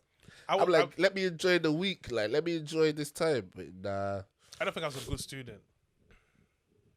Like I wasn't your quintessential student. I didn't win no awards for the family. I think No we're all pupil of clear the on year. that, bro. No, that's a shame, innit? Like you have no picture memorabilia of student of the year or anything like that. Or What do you want for it, bro? class valedictorian and all that shit. What we're gonna do? Post it on the pod or what? Bro, You know nobody the worst cares. thing? I said class valedictorian, like we had that. You probably get beat up if you were the class valedictorian in my school. Bro. Well, let me ask you this: can you whoop my ass? Oh, smarty, y'all. You're the smarty aunt nigga, huh? Bro. Come around there with that reading shit. I mean, for me, even though I had all those awards and so on, bro, like, at the end of the day, what does that mean? Which what you say, nobody though, 'cause checking you for it. had those awards, bro. But what I'm You saying, had those awards, bro. what I'm saying to you, we're in the same position, doing the same job, bro. That's because you tried to come into my world. You should have just sold out and become, the statesman that your mom wanted you to be. Bro, I may still become that guy, but The what accountant that you were dreaming to be. What were you trying to become? Like one of them you were going to become the Epstein, innit? All this mad with numbers, man can shift down your tax code, boy. bro, I was gonna become an investment banker. That was my plan before. Gonna become an Mad. investor. I wanted to be a private wealth manager. You've been having those cocaine groupies. Well, I wanted to. You know the guy that basically goes to meet the client, and the client's like, "Oh, let's not talk business." Claps his hands, bah, bah, bah. Girls start My showing brother up. was They laughing start his bringing arse food off and when so he heard on. that. Yeah, that was. He said when I did the. He said when it's the rush hour, how the deals are closed. Yeah, bruv. That's what I wanted to be. I wanted Do you to know be what I wanted to be? doing meetings on yachts and stuff like Do you that. know what I wanted to be? Who do you want to be? I wanted to be an electrical engineer. Oh, you remember? I remember you said because you used to fix the light bulb. When I think back to that, I think to myself, do you know what you wanted to be from me? And you had no idea. Do you know what you wanted to be? Appreciated. No, let's really deep it I because want to be appreciated, isn't it? Because I'm doing the lights in this motherfucker. when you did the light bulb Yeah. and your mum or your dad or whoever it was reinforced you by saying, we are fixing this light bulb. Electrical engineer, ni. when they were doing To that be to fair, you, they didn't say that. It was me that just kind of figured. Because they asked was me, that a joke or was that real? Because you said that basically everyone used to everybody had their professions in it. Yeah. So it came with me and I panicked. So I said electrical engineer. They're like, okay, that's nice because I put the electrical of the light bulb and I figured if I throw engineer in that motherfucker, that's going to sound good. They're going to be impressed. And lo and behold, they were, dog. Wow. And then the next thing you know, they're going out to friends. Engineer, anything be fair shit. And I'm like, I ain't really sold on that one yet. Let me Oh, bro. So when my dad said to me, I thought you wanted to be an engineer. I was like, I did. Mad. Yeah, man. Mad. I mean, to be honest, I think a lot that even the fact that you said that at that moment just shows that you wanted them to be happy with you. You wanted people to be proud of you. And that's what fueled a lot of our decision making at the time. There's times where I said I wanted to be a doctor, a scientist, whatever it is. And then it was only later, it was only, as I grew up that I started saying things that I actually felt like I wanted to become. Before that, everything else I was saying was to be told, well done, that's good. You're going to be a good boy. We're happy with you. We're proud of you. That's all it is. Most of the time, I think, when you're getting kids to say, oh, I want to be a doctor and so on, you're trying to get some peace of mind that, Even though you weren't a doctor. Even though well, that's their plan is that how could you fail? You failed? They want you to do better than they did, which is fine. But that's your struggle, not mine. Don't put your struggle on me. But here's the thing, that's what families are though, bro. Not necessarily. Families are you wanting the next generation to do better so you can build that generational wealth we were talking about. Wanting to do better and putting that pressure on me because of what you gauge is better is totally different. I'm doing the fact that my brothers bought a house, they've done way better than my parents, believe that. Yeah. But it's not about you should be earning X or this. Sometimes it's because they want the visible better. Sometimes it's just a content. You've done well in what you've done. You see what I'm saying? I've been on television. No one in my family prior to me being on television was on television. That's doing better. Yeah. So don't put but sometimes it's a case of doing better in sounds their hella eyes. personal right now. I feel like you've had this argument with your family before. Not my family, no. With people, it's just people that go through I want my child to be better than me. Okay. Don't put that pressure on your child. But you are already doing better than your parents. They came to this country and their kids on TV. Yeah, but that's not the better that people talk about. My friend was like to me, what people are talking about. I'm saying what your parents want for you. They want you to do better than they did, right? Yes, but sometimes the way they channel that is toxic. Okay, so so you're not allowed to fail. What do you mean in terms of the parents? Because I understand that other people can basically misinterpret it. But what for a parent saying to their child, "I want you to do better than I did." Yes. So if I didn't go uni, that wasn't taken well. Okay. I didn't pass my GCSEs. That wasn't taken well. Both of your parents go uni? Yes. No. I don't think my dad went to uni. I don't think my mum did. Okay. But they wanted me to go uni. Okay. But I didn't go to uni, and that was not received well. Okay. In fact, only 2 of my siblings went to uni. One of my brothers dropped out of uni. Okay. But at the time, you panic. They all panicked. But you have to give. What I'm saying is, you got to give it a chance. What I'm saying is, in your bid to make your children do better than you, don't cock block them from being the best for themselves. You understand what I'm saying? So when you told you don't want to be too rigid. Basically. From the time I was born, I should have been thrown into School of the Arts and plays and stuff like that because that was my gift. But you did. You go to Canada when I was 21. Okay. Eddie Murphy started comedy at 15. But come on, man. No, but hear what I'm saying. Hear what I'm saying. I didn't have that platform. Chappelle started at 15. Right. Most of the white boys in the club that we perform with, they watch their dads and that do it. Or they went to the comedy clubs. These things trigger what is possible. I didn't go to a comedy club because I didn't think it was possible. If Kojo didn't start that comedy club, Kojo's comedy club was not only the first place I performed. It was the first comedy club I'd ever been to. You understand? Yeah. Those things are important. I'm not mad at them for that. They were not to know. You understand? But I had to learn that. And so what I'm saying is, so when it became a thing of, I can be a comedian, they freaked out because it's like, how? Who told you that? And I have that, and that becomes that voice in your head. Damn near everything I've done in my career as a comic, I've done with the handbrake on. Because I keep having that voice in my head. Because I don't believe the how. Because I never had the examples. There was no one in my family doing comedy. And that's a uniquely, like, I'd only ever really heard that from my mum. No one else had ever said, like, it was based on like it had anything to do with what your parents did. I didn't even see that connection, but my mom was like, "It's not that anybody in your family has been doing comedy."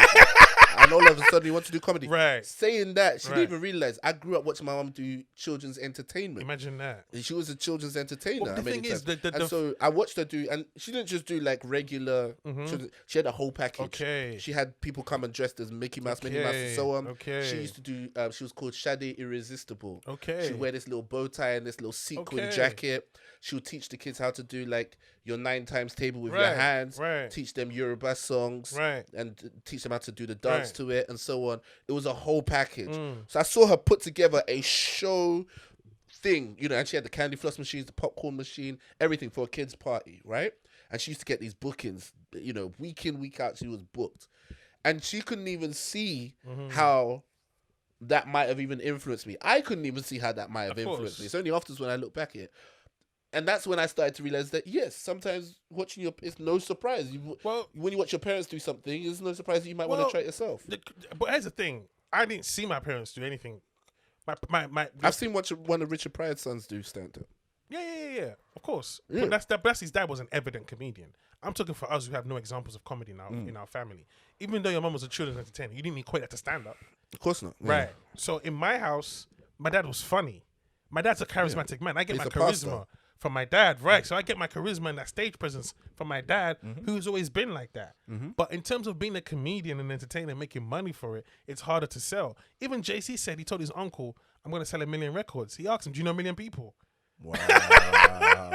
And he said his uncle wasn't hating him or he didn't like him. It's just a case of he's never done that. Yeah. So how the hell are you going to do it? The limitation of their mindset. Of their mindsets. However, if you really deep it, even the man who sold 1 million records didn't sell it on his first try.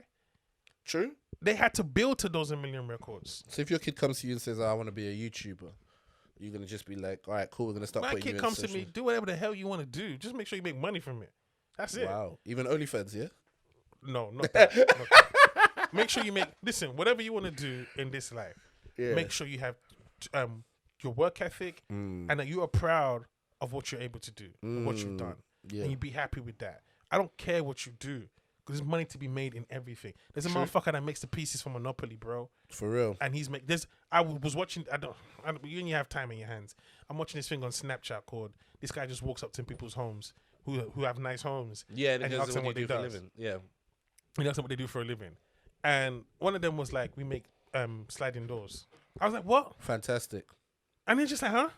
I saw the thing that really struck me was I was reading in a newspaper. It was a small little story about a guy getting a divorce and how it was going to be one of the biggest settlements. This is like years ago. I was really a kid when I deeped this. He was about to have the settlement because he's going through a divorce. Then they mentioned right at the end that this guy is the king of bin liners. Man made his money from bin liners. And in my head, I was like, yo, so you mean after I finished doing well in maths, I went to university, got a degree and so on, someone was doing bin liners. The bin line hustle. The bin line hustle. By the way, how many people do you think were in the bin line game? Nobody. But this is what I'm saying. He may have got like a patent on it or something. Or maybe he would just control the distribution. Or maybe he was producing it locally and cheaply. I don't know what he was doing. But his bin liner game.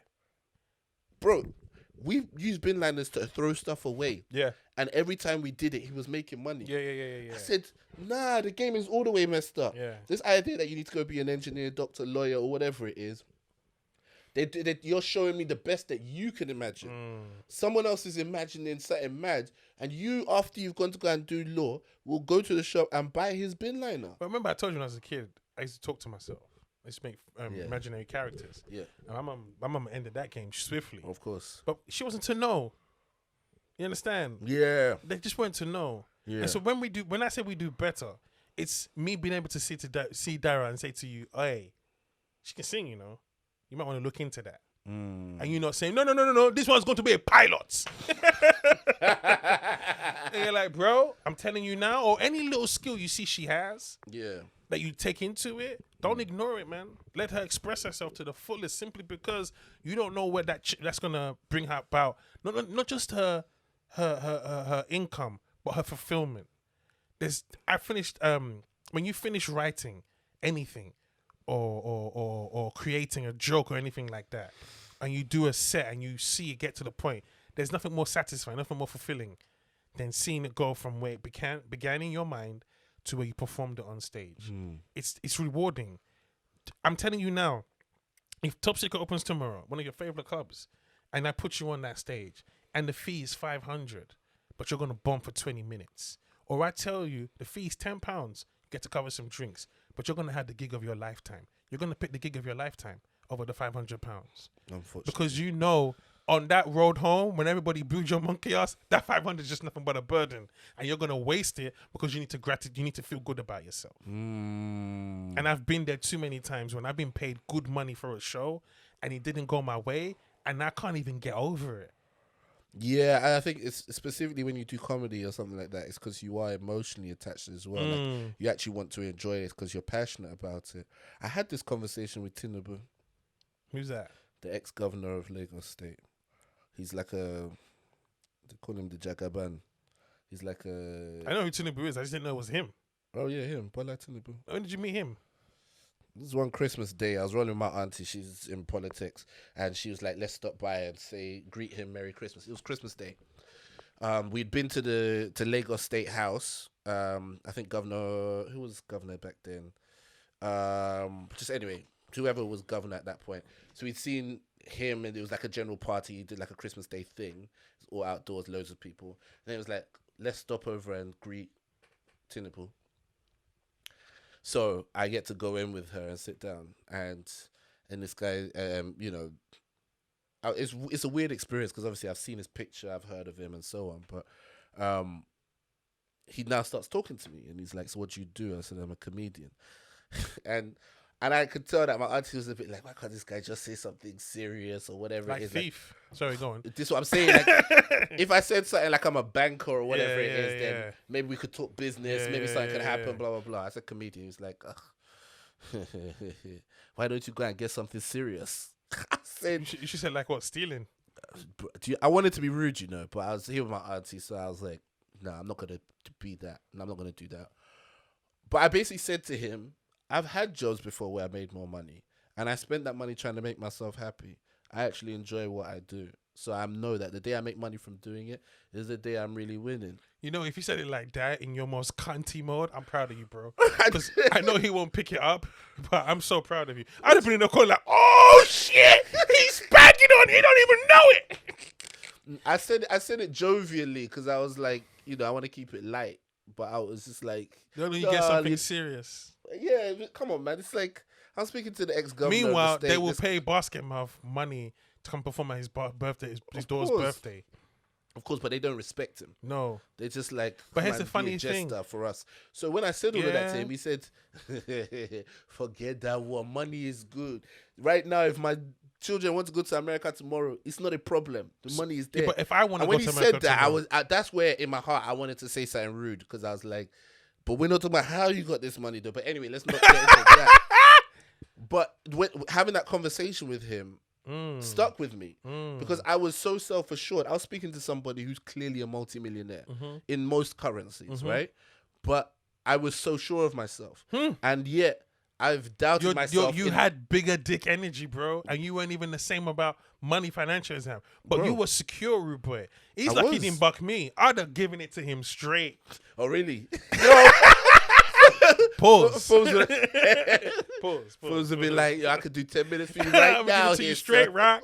But the maddest thing, and that's the beauty of seeing life for what it really is. If my children want to go to America tomorrow, it's not a problem. He believes he's made a statement. Yeah. Is it a problem if your children go to America and get stopped by police and get shot? Wow, bro, you taking it mad. But what I'm saying to you is, what have you just said to me? I've been to America. Yeah, whoop-de-doo. It's called traveling. Bro, I feel like I lost all of that, bro. Lost it. I lost all of that. All that big dick energy I had back then. I was so sure of myself, so self-assured I could sit down. What do you mean you lost all of that feeling of going to America? Oh no! I still would love to be able to go on holiday and be able to send my kids or whatever it is. I think now I agree with him more. I don't think you agree with him more. I think I do because now That's not gonna make you happy, bro.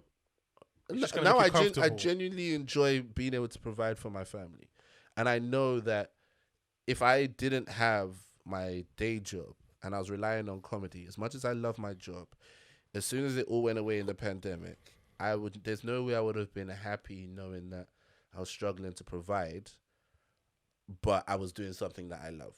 Do you But see what you I'm saying? weren't doing something that you loved, though. You said it was gone. It's Well, different.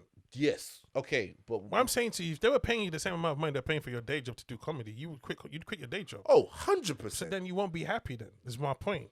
No, but This is a survival. my point is mode that for us. I wasn't making the amount of money I'm making. And that's true. That's the Yeah. So the part where he was like, money is good. yeah. But when he said to you money is good, he didn't tell you why money is good.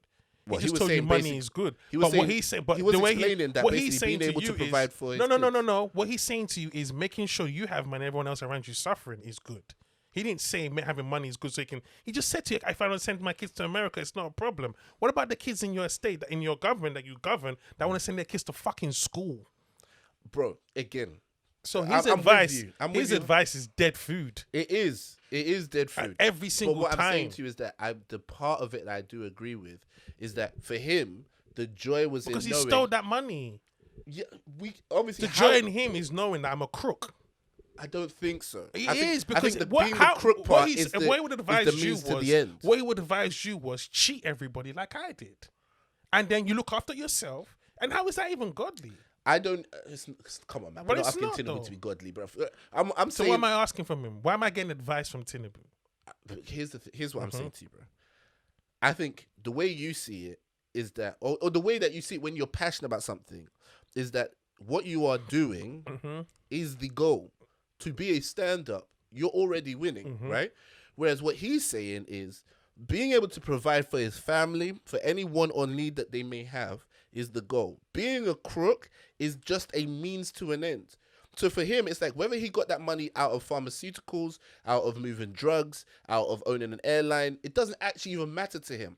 In fact, if I told him I had a job where it was hella legit, but I was making more money, he would have been happy with that answer. If I had told him I was doing something illegal, making hella money, he would have been happy with that answer. The goal is having So he enough was money. only happy because you didn't have money. So he was only upset with you because you didn't have money. Yes. But then, That's the only crime in then Nigeria. Being broke is the only crime in Then Nigeria. I can't. And that's even- part of the problem. I I agree can't with even you. listen to that. But I start because to understand if he was it, is stuck, what I'm if he saying. was talking to Eddie Murphy, he probably have sucked his dick after the party. What is money? That's my point, because he's talking about I don't get something serious. If Eddie Murphy came in, he wouldn't have said that. If Michael Jackson came in, they wouldn't have said that. Yeah, I mean, I think. And the thing is this, and that's the problem with that country, because whether you like it or not, arts and all that are so important They to are. push a culture and a society forward. That's the only thing saving Nigeria in the world right now. Everything Tinubu has done for Nigeria, nobody knows him in this show. They know fucking Davido. Yeah. They know 30 million for the account, yo. And in fact, Bola Tinubu and the way that the politicians have run Lagos and everything that we know about that has done more to destroy Nigeria's Nigeria image around the That world. comedy and music has. And the comedy and music has actually done Do you know- more to build Nigeria's Do you know why image. though? Look at this country. When the pandemic hit, they stopped every industry. Which one came back first? I mean, Football. well, yeah. They brought football back. You know why? Because they knew if we don't give them something to distract them, they're going to tear the city apart. They gave them football. I said to my brother one time, if you want to see the attitude of this country, ban the Premier League for a year. When you see the working class people peeing on the Queen statue, they'll bring back the Premier League. Because it's to distract them. It keeps you asking questions that are not necessary. Go watch the game, go get the boza, pick up a couple chicks. It's a good week. It's a good weekend. Get shit-faced. I go back to the work next week, and I'm not only just working, I'm proud because my team won 4-0. It's a good week. Guess what, Allah? I get to do it again next weekend. So when they're moving money and saying black people are causing the problems, you're not going to ask any questions? They must be right. 100%. Whereas in Nigeria, you've got a bunch of people just saying, we want to do something. Yeah. take the money. Just give us something to do. Build a fucking hotel so we can all come work. Have a running league so we can all go and sell. The guy who does the stewards at the football game, he's not earning the same as Messi, but he's working. He gets to see the games. If you're close enough to him and you know him as your boy, you get to see free games. Yeah. Everyone's eating from this industry. How many free games I've watched because my homies were stewards? That's how you build the community. Yeah. But we seem to think, he just said to you, why don't you get something serious? I wish he would have said that to me. What's on your mind? Like stealing people's money and making sure they don't have a future? Because that's the business you're in. Yeah. Right. I'm tired of that. And that's the thing that plagued my confidence growing up in comedy. People telling me to do something serious. These motherfuckers couldn't spell serious. Feels the way you illustrate points because sometimes the hilarious, the time when you need support from people, because what we do is delicate. I didn't know this talent. I didn't ask for it. And you need support. And so when people are telling you, don't do that, or it just made me believe, I didn't think I could do this. But because I was a stubborn person and I hate stuff like that. So I mean, I'm emotional in it. So I did it to prove a lot of people wrong. But that's the worst motivation because it doesn't sustain. Yeah. It doesn't sustain. I should have done it from the love of it. Yeah, 100%. You know, as opposed from the pain of people saying I couldn't. And you know the funny thing, it was like a fly being guided to the light. I didn't want to be a stand-up comic. I thought it was impossible. That's why I went to drama school. To go around the back, I'm going to act. Not knowing that Will Smith is, I thought I could do the Will Smith thing. Will Smith couldn't do stand-up.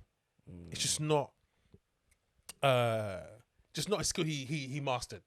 I reckon he could have mastered it if he wanted to, or could have done it. He could do a set, definitely. He did a set with help from Dave Chappelle. When was that? Well, this was like 3, 4, 5 years ago. It was probably terrible. But my point is, because Will Smith can't do stand-up as a Will Smith. It doesn't work. Because you're not in the everybody knows who you are. And it's just a nice thing, even if you get one good joke. I'm talking if he started when he was rapping. Oh, yeah. You know, but there's a whole episode of a French Prince about that with DL Hughley. With DL, respecting the craft. Yeah. Now, Will Smith has funny bones. There's no doubt about it. But it's the comedy, the company that is comedy has various departments. And so I thought I could go. That. Yeah, I thought I was thinking that. I thought I could go down that road. But it's like I don't.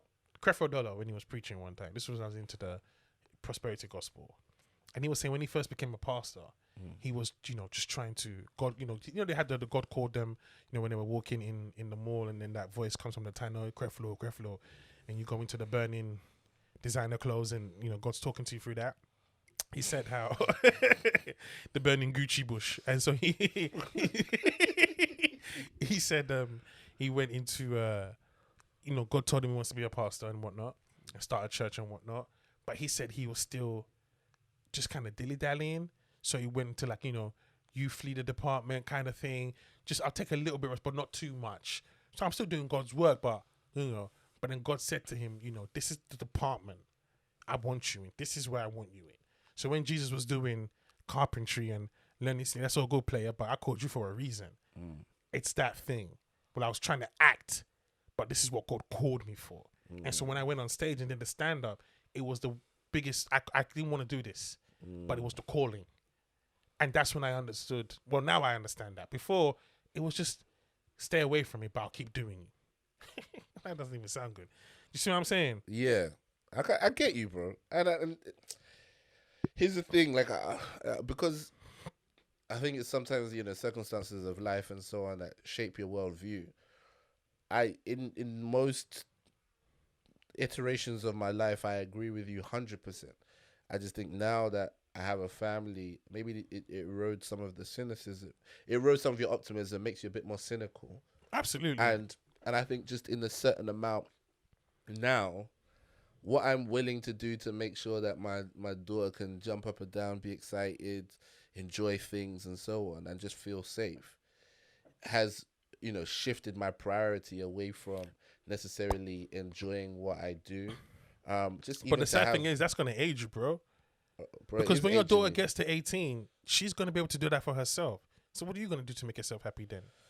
Bro, I'm start showing up to her boyfriend's apartment just to show some flexing muscle so you can feel like you're 21 again. Nah, I'm gonna call you like, bro, we're doing boys' quarters, bro. What's going on when you turn up at the stool? See, when you sound like that, when you sound like that, you are in need of something more. When you say, bro, it is aging me. That's not you. But, You're not meant to be aging at this age. bro, when we look at it, yeah, of course, we always see Listen, that, I that know men's life life is on top of expectancy. you. You need to get on top of life. I agree You need with to you switch the in roles, fam. theory. You need to take that ass. I'm joking. Golly. I agree with you in theory, bro, but I'm saying in practice. Practice, like being a man, being a husband, being a father is all a bunch of sacrifice. And you see dads die early. Dads die before mum because they do age themselves out doing all these Do things. they have to? I'm going to say if you care about legacy and your family, then yeah, you do. But what good is that if you die young? To be honest, most of your family will appreciate you more If you were here. if you go at 60 and leave a strong inheritance, I doubt that. as opposed I to doubt live that. to 80 and that you need money from them because you're doing something you're passionate about. I don't. Who's at 80 needing money from his kids that because he's doing something he's passionate about? Yeah, if I was doing stand-up, I wouldn't have any pension How do you know? What if because I was doing stand-up for 10 years. Nothing happened to and my then that's pension. done. 10 years, it's done. So you have to retire. 'cause you No, get your but pension? what I'm saying is that like for 10 years, nothing You were got put into my 20. pension. How old were you when you started stand up? I was 19. And you went to pension then? I'm saying that like if I was working in a job, At money 19. money would go into my pension. So at 19, you would have started moving a pension even when you're working in a normal job. So you had a pension Yeah, at Abercrombie and Fitch? now I pay into a pension. Now you do because you have a family. I'm talking. Yeah. You said you've been doing stand up for 10 years. Yeah. That 10 years of your stand, you didn't need a pension. Yeah, Abercrombie and Fitch, there was a pension. Yeah, but you didn't need it. It's That's- not like that's exactly what you it's need not to like do, your bro. plan was like I'm gonna start my open mic comedy, figure out this pension. No, you were still trying to figure out comedy. Why would you have a pension then? But my point is that My point the whole, is to the you whole is point is that this. a pension works because from a young age you start putting money away so that when you are older you can. You really think that if you retire. die at 60, that's championing? Like, yeah, but he left us a nice house. Fuck the house. You can have the house. I want the think so. person. What are you talking I about? think you might want the person, but I think in general, I think you're talking from like your defeated place. Like It's- you've I'm fit talking into from a this dad realistic role place. of no. It sounds defeated. Like you fit into this mode of dads. Nope, we don't have fun no more. We raise families, bro, I'm still doing a podcast with you, and yeah, I'm still, but that's like I'm still and you putting can in do. You're not leaving this house to do the podcast. because my studio's in the house. Okay, so you've become that guy. But what I'm saying to you is that like You become that guy. I'm not defeated. I'm still out here doing a podcast. I'm still editing. But I'm and saying putting your it up on energy YouTube and sounds whatnot. like, I mean, this, dreams are for suckers, get something realistic. What's that coulda, woulda, shoulda had been song? I just don't think it's you. I think you're giving into that person as opposed to, there's nothing vibrant about that. I know, but I'm saying that like Like sometimes you just said to me, part of life aged is you. It's like, why? yes. You're younger than me. But I'm saying that like sometimes there's parts of life that aren't vibrant, sexy, exciting, passionate. Sometimes there are parts of life that are stable, responsible. But every single part you just said to and- me now had no sex in it at all. Was not I know. sexy or interesting in the slightest. It was damn. It was just, I come around. What's going on? A lot, just fixing the sink, because it lit last night. It's like, bro, you want to go bowling? Like, walk one. Yeah, but the whole point is that if you're a child growing up, Yeah. you need a dad who fixes the sink. You need a dad who does the dependable stuff. Okay. If you have a dad who's too exciting, that could But be. if I have a dad who's on tour. You have a house, or you don't have a house next. If, to if my dad, okay, you do. You're right. You do need you do need a dad who fixes the sink. But if you're a millionaire, then someone else fixes the sink. What's your point? So if you're gonna do something you're passionate about, Yeah. you have to be hyper successful in order to do that in a way that hyper successful to do what? to be able to provide the stability we're talking You about. don't for have the- to be for the hyper kids. successful to provide a family. No, you don't. There's comics who are doing stand up and they provide for their family. They're not hyper successful I'm telling you, yeah, the comics in terms of what these comics that because their wife have a job as well. By the way, yes, Yeah. that's one thing. But two, also, you don't know what kind of savings they're coming up off. okay, You don't know what they've also done. They've also had opportunities Okay. that okay, So, but they're not hyper successful though. I'm saying that if for example they've had corporates that pay them, They're still not hyper successful. 5K, 10K, that's hyper successful. That's what you deem as hyper successful. Yes. So if you're doing the corporate runs, Whether it's corporate or it's TV, you get writing work, whatever it is that pays. so you, they're working in an industry. but they're not hyper successful. Because No, when you I'm say saying, hyper I'm saying successful, there's plenty of people I'm working thinking in of the names. I'm there's plenty thinking of people that you can readily wrong off your tongue. there's plenty of people Right. working in the industry right now, right? I don't care about the fame. I'm not talking about the fame. Okay, I'm talking about the money they make. Okay. There's plenty of people working in the industry right now who make the average UK wage is 24k. Okay. So you can work, you can be on the circuit and clear 24k. You can do nice little bits here and there. You can even do a bit of TV and clear 24k. So I'm saying that if you are in this industry and you're clearing, let's say to raise a family, let's say you clear 50k, right? I'm saying in the grand scheme of being a comic, that's hyper successful as far as I'm concerned. Okay, 50k, right? Yeah. So I'm saying from like 50k up, doing stand up, you're hyper successful because it's only I'm guessing maybe 5 to 10% of the people who are really in the game are making that kind of money. Okay. Most people are going to be making something closer to the average or below average, right? So I'm saying you have to make it to the top 5 to 10% in that industry to be able to provide for a family. Okay. Whereas in a You have to be in a job like the job I'm doing, I'm nowhere near the top 5-10%. right. The top 60% of people can provide for their family. The top 80% can provide for their Yeah, family. but anyone if can do that. there's though. an extra income. So what I'm saying is that there comes a point where it's not sexy anymore. But So are you what's saying comedy required wasn't of- for you? No, I'm not saying that. I'm saying that I'm still here. I'm still But out here it's busting not- jokes it's with not you, your- and I'm still gonna get It's back just on not your main. stage. It's just not your main thing no more. No, what I'm saying is that there's an element to life in which it can't all be about That's not why I the asked you, bro. excitement. I'm saying because you've not said anything about the excitement, and what's the excitement by Bro, the way? the Because it's not excitement is what I'm excitement. doing all the time anyway. Because what do you mean by the excitement? 'Cause I'm I don't saying know. the stuff that I'm passionate about, the stuff that I care about, the stuff that Okay. that I would do for free, the stuff that Okay. I would quit my job for if it paid me the same amount Right. of money, right? I'm saying to do stand up, to write, to do this podcast, to shoot stuff and whatnot. That's all the stuff I'm passionate about, right? And I'm saying to you that there's also a part of my life where I go, it's great that I'm passionate about these things, and I need to keep them so that I stay alive and so I can feel that vibrancy that you were talking about. But I can't build my life around it because now I have other draws on my life and there's other expectations on me which do That's age not what you me. said, though. You said a family be more appreciative if you die at 60 and leave them something than if you're trying to chase your dreams. Yeah, so if I don't understand so that. if let's say I was solely just chasing my dreams, doing whatever I'm passionate about, right? And I earned enough to kind of get by. Let's say I just earned enough to get by. I didn't have anything really set aside for retirement. I was expecting to still be on the road. It's getting to the point At where what age? to the point where I'm past the retirement age, so past 65. Okay.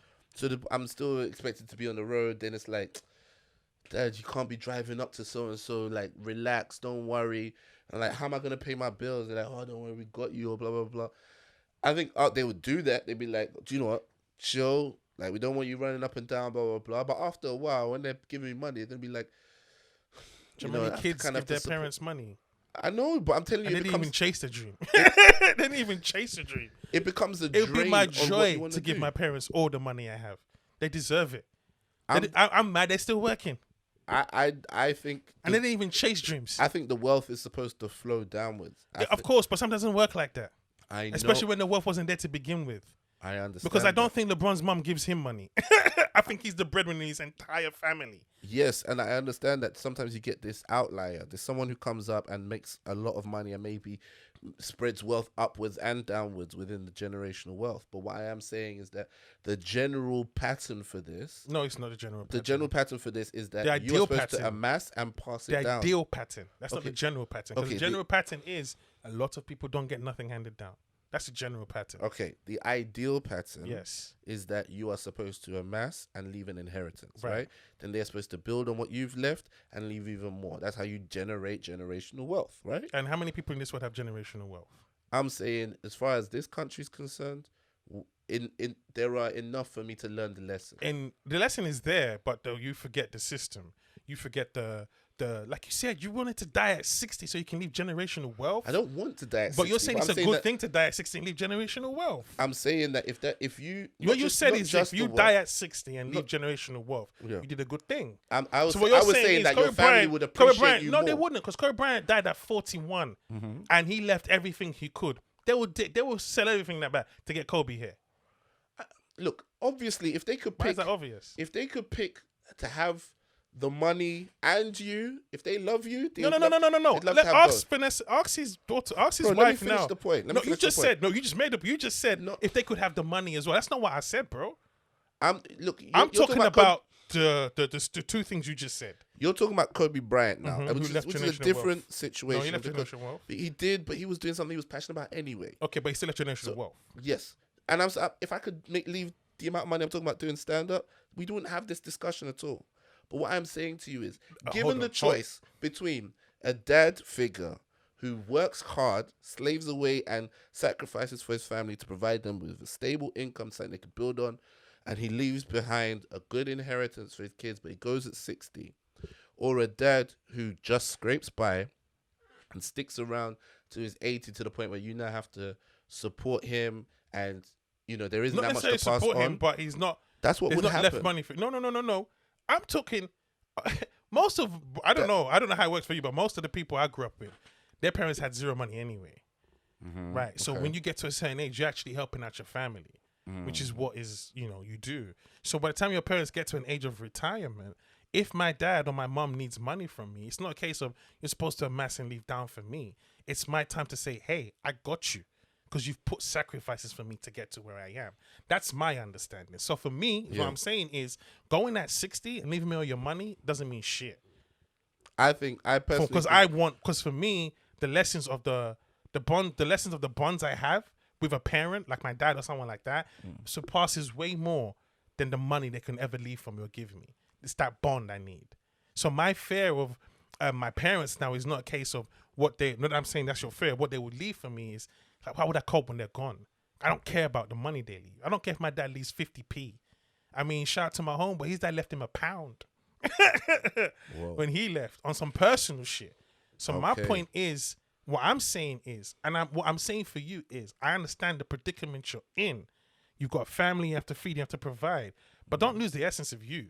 Don't become that guy where you're just literally work guy, shirt, boring dad. Not at this age. You're not there yet. You're still you can still do fly boy. Bro, we try and do fly boy every day we can. You know what I'm saying? I still put on splash a little perfume in the house. Again, in the house. When lockdown comes out, I need to hear that you've been shit-faced somewhere. Bro, how we get there, bro? Because you need it. Bro, here's what I'm saying. You need a hand job with the kung fu grip. And I mean that as an analogy in the sense where you need to just have a wild night. I need to hit up SWV. You're the one. What I'm saying is, for me, I don't want you to get like my friends, like they're married and whatnot, and what they find is their husband domesticates them. It's mommy now. Yeah. You ain't trying to smash her over the kitchen counter while the mommy on my bed. You're not trying to do that. And it's all responsible, and it's just a bit too responsible. I'm too mummy for you right now. Yeah, bro, trust me. I'm the first person to tell you I hate it. Remember on previous podcasts we used to do, and I was telling you guys that I want to be sexy guy, whatever it is. It's not that I don't want to be that guy. It's not that I want to age myself, bro. Right. I'm telling you that what my experience has shown me is that after a while, right, all of that sexy guy stuff becomes a liability. And the reason why it becomes a liability is because the quicker you realize that no one loves men unconditionally, the quicker you realize that men's value on this earth is based on what they can provide, what they can do, right? Nobody's trying to save your life, bro. If you're homeless today, you're just homeless. If you're a woman, they're going to try and maybe look for some social housing for you. I don't know if you're a mother, that, you're going to try and get social housing for you. Or whatever it is. How did it become a gender thing? No, I'm telling you, it is a gender. Because I'm telling you as a dad. Bro, there's a difference in the way people talk about their dads, the way people talk about their mums, right? I don't understand this. I don't understand this. Okay, well, I'm explaining it to you as a dad. No, I'm talking of who are these... Well, I believe these are small groups. Right. These are small potholes of the world. You can believe that from the outside. Right. But I'm from the inside. Of what? of fatherhood. No, not really, because I've got fatherhoods around me, and they don't talk like this. Okay, they may not talk like this, bro, Right, but I'm okay. giving you the real in terms No, you're of, giving me Allah's opinion and your experience. which is all I can ever give you. But you're saying this men. You said men Bro, let me are finish. not giving. No. We got to be clear on what you're trying to express to me here, because you said men and women are going to try and give. How did it become a gender thing? It's not about men versus women. I'm explaining just it to asking- you. You okay, never go on. actually, you never actually listened to the Okay. the end of what I was saying. Okay. I was saying that when you understand the role you play as a man, in terms of society, in terms of family, in terms of wherever you find yourself, is the quicker you get to the part where you actually start to actually move in a way that's purposeful, one, but two, in a way that actually serves people. At the end of the day, if I amass a whole collection of sexy leather jackets, I feel good about myself and so on. That dies with me. When I die, I felt good, yes. But at the end of that, they might go, oh, it was cool. You always had a cool leather jacket on. But at the end of the day, my generations are not going to praise the day that I bought my 16th leather jacket. Is that what you gave them? Pardon? That's what you gave the children. I'm 16 saying, leather jacket. I'm saying that whether I gave them that or that plus something else, they're not going to care about what the fact they're that I going to felt care cool. about? They're going to care about the fact that, one, I kept my family together. Okay. Two, I left an inheritance. No. A wise man leaves an inheritance for his children. Again, and for his you're children's children. creating a narrative. And I three, don't know I how stood many for something. people who base their bond or relationship with the inheritance their dad left. Wait, That's not true. Wait, You're bro. Oh my goodness, bro. crowbarring that in. Bro. They'll be happy that I left an inheritance. No, no. If you don't agree, that's fine. But let me at least finish my point. Okay. All right. So that was not all I said. Okay. I also said other things which you missed. Mention it second though. But I mentioned it second because that's what we were just talking about. Okay. So you didn't mention it first. I'm saying that there's other things like social impact. Okay. There's going to be things like legacy. Okay. There's going to be things like if you like till now, I know principles that my granddad set in place. Okay. Because those principles have filtered down through the family. He always used to say, for example, united we stand, divided we fall. And how much did that cost? I'm saying to you that that's not financial, but that's Okay. part of it. Okay. Because So how much inheritance are we talking before you're a good man? Is it like brackets? So if he left 20 grand, is he a waste man compared to the man who left 100? No, I'm just saying when do we I'm saying what's a good inheritance? I'm leaving? saying that as a man, it is required of you to overproduce. Who said that? Look at every society. Look at every semblance of humanity, bro. Okay, yeah. Every semblance of humanity requires a man to overproduce. He has to make enough for himself plus other people. But women are working now, so that's changed. What's Women are working now, so that's changed. You and your wife can make equal amount of money and live a happy life. We can, in Yeah. theory, but there are also going to be times, for example, But who cares where- about that? where my wife is on maternity leave, like she Okay. is right now. Okay, right? and then so they cut her pay, Yeah. and then you now have a decision, right? Yeah. You now have to either say you need to go back to work at this set time so you can go back to earning full Okay. amount, or if we're going to maintain you outside of that, I'm going to have to overproduce. Okay, but then what she says, okay, don't overproduce. I'll go back to work at a certain time. Then you say that's, and I respect every family that makes that decision. So then you're But not. for a lot Then of- you're not there to But overproduce. for a lot of mothers, Mhm. that is a time in which they want to do some crucial mothering of their children, Okay.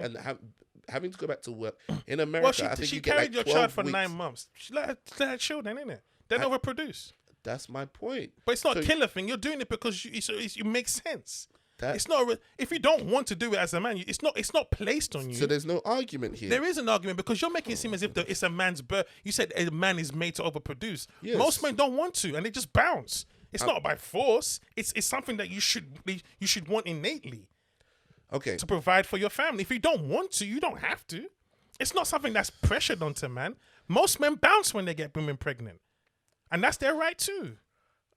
Come on, bro. Is this what we're arguing for? No, I'm asking you For the 'cause right here's to the shirk thing. responsibility? No. What I'm saying to you is it's not on a man to overproduce. That's just the role you decided to take. I'm saying to you that if you're going to be a man in this life, Mm-hmm. right, and you're going to seek out anything worth value, whether it's legacy, whether it's respect, whether it's social standing, whether it's to just simply have a family, whether it's just to simply earn the respect of your own family, you are going to have to overproduce. Ain't nobody looking for a male dependent. Nobody. I don't know. My dad didn't overproduce, and He did overproduce. No, he didn't. If he, You don't know my dad. That's how you know he overproduced. I know he overproduced In the because sense you're what? still alive. So my mom didn't overproduce. She might have overproduced as So well. then why are we not talking about from the man and the woman's perspective? Just a man has to overproduce. Because here's the thing: a woman can choose whether she wants to overproduce. My dad could choose it as well. It's just facts, though. My dad could choose it as well. And you didn't mention my mom overproduced. You said my dad did overproduce. I'm telling you that But your you don't dad know who definitely did overproduced. overproduce. Because But so did my mum. Because I know. But so did my mum. I don't. I'm not doubting whether your So mum then did. what's the argument here? What's the point you're making? If I don't think you know what my point is because you spent more time arguing back than because you're trying to listening. make it as if the man's burden. And that's what Yes, you're making. man's it about. responsibility. Yeah, but it doesn't outweigh the woman's. And it's not as Who's comparing it to it's women's? No, because you just said. You said it yourself. If a woman gets thing, they're gonna find show. You said no one loves a man unconditionally. No one loves a woman unconditionally. Exactly. So this is why I'm trying to say. You're trying to separate it between man versus woman. But again, and I'm not saying that there's no different standards and pressures, but it's all relative for each person going through it. Because my dad can say, hold on, my dad could say he overproduced. My dad could overproduce. My mum could jump in and say, and so the fuck did I? And then where do we go? Bro, you just literally throwing in all sorts of counter arguments that are not getting us to any point, that anywhere near what we were discussing originally. Because you took it there. You took it to a different zone. Bro, sometimes we need to follow a train of thought. No, the train of thought. What I'm saying is, I asked you a simple question about goodness. retiring at 60 and leaving wealth. You took it to the zone of men. No one loves men unconditionally. I didn't ask that. Yeah, because I was trying to set the background for understanding the point I was trying to make. It didn't work. All right, it didn't work for you because you don't follow the train of thought I'm taking you on. Because it doesn't make sense. You're too busy turning off at every left and right because direction. you keep telling me you can show me exits. All right, then spend more time listening to what I'm saying so you can follow the train rather. How am I supposed to listen to what you're saying when you're trying to mislead me onto this version of a man does this? You listen regardless, bro. Then you tell me you disagree, and that's fine. But if you keep interrupting me, we're never gonna make the point here. The point is very, very simple, right?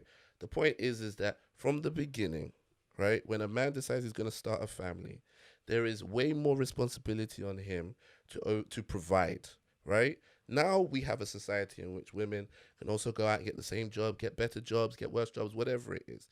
But based on simple things like biology or based on like traditions, based on culture, whatever it is, there's always way more responsibility on a man to over provide.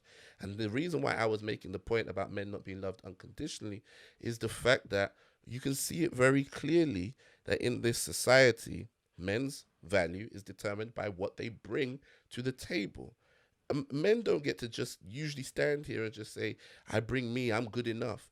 You might say that, that's fine, but nobody really values you based on that. Who's the nobody? That's my point. I'm talking about what, your you don't wife, get an Oscar for it? family. So, and the reason why I don't agree, even the way that we do family, we do Mother's Day, we do Father's Day, even every single thing is set up around this. It's all set up around. That's society and capitalism, though. That's for money purposes. You can't compare Mother's I'm telling you, every aspect of our society is built around this. Every single aspect of our society. I grew up in a family with I grew up with a mum and dad. Okay, and as I saw it was this. It was a struggle for both parents. Mm-hmm. One for providing because he took on that responsibility that it's my job to provide. No one asked him to. He took on that responsibility. My mom's struggle was she was taking on the responsibility of be submissive and while I provide for you. Whereas she's thinking I can bring something to this table. And those were some of the conflicts that were geared up. However, in my opinion, from what I see, I don't think a man... I don't go by what society and the man is placed in, that. I look at the examples of the situation each individuals are in, and you look at the dynamics from there. And you just realize in society that everyone has an individual struggle. We just make a collective belief. That's how I feel. I don't believe that my dad struggled more than my mom or had more responsibility or the other way around. I believe they both had to figure out how to come together and raise 5 kids. And it wasn't easy, but my dad had no more pressure than my mom did. Because at one point, my mom was with all the kids, and she had to raise them. So he might have been there making money, but she had the responsibility of raising 5 children by herself. So it's a different struggle. Okay, but what's that got to do with what I was saying? Because you said the pressure's more on the man to provide. To provide, Yeah, yes. so my mom... To provide, so to do the nurturing, the pressure's more on the mum. but you said the pressure. You said no one loves men unconditionally. Yes. So you made it seem as if men struggle the most in this world. Oh, no, see, this is what I'm saying. This is why I'm saying you're not listening to what I'm saying. You're filling in blanks that you've heard from somewhere else. You just I said didn't say men. that. No one. I said, Hold on. I said the reason I said that was because if provide. a man is homeless, they're just homeless. If a woman's not, they're gonna try and find a place. So Yes. you're creating an image of men struggle more. That's what you're I'm creating. saying there to are me. some areas when it comes to provision. You didn't say that though. You made it seem as I was if only talking about we one are- area. You we are struggling more. universalized it. Because that's what it is. No, because for every provision area isn't you say everything. you struggle, another person can tell you theirs, and that's why it's not good to do it on a universal level. No, I never universalized this. You did. You said if you're ta- a man and you're homeless, there's no home for you. You said no one loves men. You didn't say no one loves this kind of men. You said no one loves men. That's a universal thing, unconditionally. I've never heard that before. I just understand that now. I didn't know. At some point, we're love just gonna have to just leave It's this not because, that you can, because I'm still what trying to I'm make the saying same is one point, and you're telling me you've a made whole the bunch of point. things I didn't You've say. made the point. Did The you whole- not say no, men are because- loved unconditionally? No, I said men are not. So what do you mean by that then? Can I actually get to finish the What you mean, sentence? I'm asking what you mean by that. I'm going to answer you, but can I Okay, finish? yes, go All ahead. right, cool.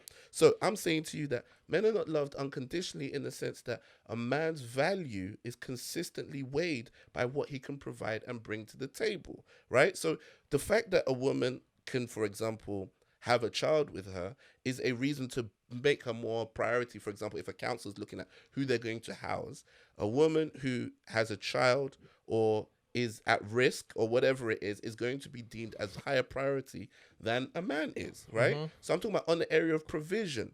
And when it comes to nurturing, for example, there's going to be way more pressure on women. can ask you a No question one's on ever that really going to get onto men about nurturing a child in the same way that they go onto the mother. We have our different pressures in en masse, right? But I'm not saying that just men just have it harder in life.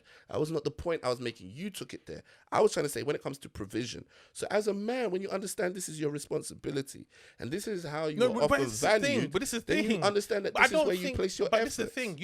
You're saying this is how you're often valued. But in which case? Because the fact is this: you're looking at it from a society general perspective. A baller comes in, women flock to him and stuff like that. He's got the money to perform, and he seems like the man. I want a man like that. I want a man like that. I want a man like that. But that's because most people are so blind into what is not real. They just follow anything. The truth is this: most of us didn't even grow up with a man like that. Most of us didn't even fall in love with a man like that. Most of us grew up with poor men who couldn't provide nothing but love. When I think of what my father provided in terms of that, it's never the money. It's never that. It's just being around that was enough. That's way more than currency. That's way more than money can bring. Because Kirk Franklin's son was calling him a motherfucking pussy-o on the phone, and he had money. So my point is, what I was trying to explain or what I was trying to get to was the value of a man to society may be made in coins. But if you've grown up with someone who's been a father to you, you understand it's way beyond money. I don't need your money because at a certain point in my life, I can do that for myself. Yeah. It'd be nice if my dad leaves it for me, but I don't need that because what I got from my dad, money couldn't buy. Money couldn't compensate. My cousin just found his dad the other day. And I'm telling you now, bro, if that man left him money, he wouldn't even want it. Because he wasn't even a good father. So what I'm trying to say is this. I'm not saying that's all they require. I understand that. But what I'm saying, I know that. But what I'm saying, in our bids to break our back for generational wealth, let's remember what is really important to our children. What is very important. And that is to keep your babies off the pole. And that's all you have to do. Bro. Because I understand what you're saying, but don't kill yourself trying to leave something for your children that you could have offered with just your heart. Because at the end of the day, this is the truth. This is what I'm trying to say to you.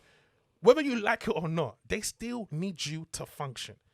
As a kid, you need your parent to the last day. Yeah. No. Okay. And so what I'm saying to you is, in your bid for that generational wealth race, don't overlook what's important, which is also you. I never said I'm about to go and sell my kidneys. Never said you would do that. For but what I'm saying 60 is grand or just whatever it is. I'm talking about the fact that you are going to take sacrifices and but you're going when to you take delivered L's. it sounded depressing. Of course, it sounded like we should just give up and just forget about life.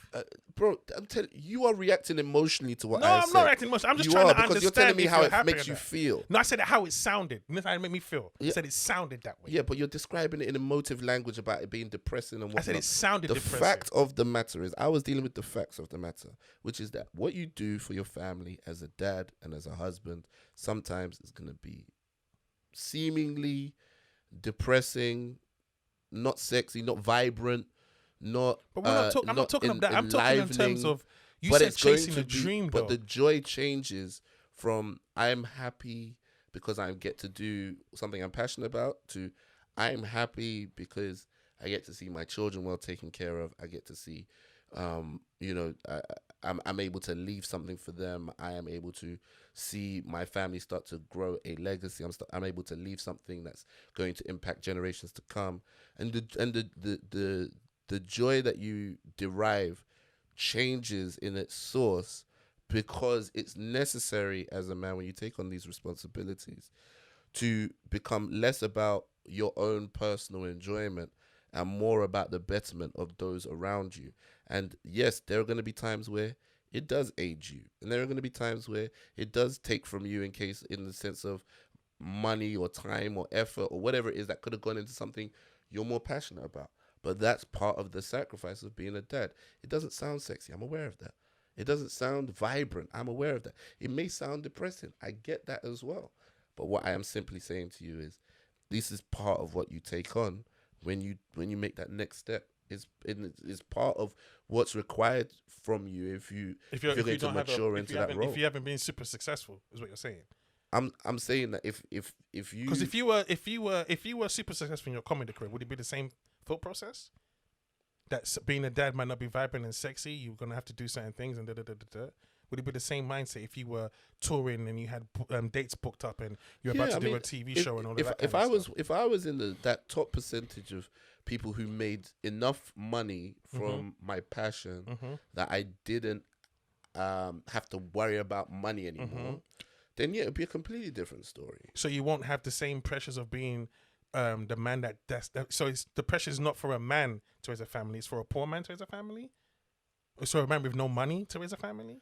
I'm saying that there are many different aspects of what's expected of you as a man. Right. But what you're provision saying is mostly going to be on you. Because remember, we started about... If you've taken care of provision, you're going to have other challenges. But what I'm saying is we spoke about in terms of pursuing a career. You said your dream, doing what you love gets replaced by doing what is necessary to raise your kids. At times, so yes. and that's the sacrifices you make as becoming a dad. Yes. So are you saying if you were doing what you loved and you were successful at that, yes, what are the sacrifices then in becomes of becoming a dad? Yeah. Is it more now a totally different struggle? So there's going to be, it depends on the area that you are now maybe deficient or need more work in. But let's say, for example, you have a very successful career, you make a lot of money, but your kids are not getting enough one-on-one time on you. You might have to start cancelling gigs. Okay. And you might have to reduce your touring schedule so that you can spend more time with the kids. Because now money's not your problem. Now time is your problem.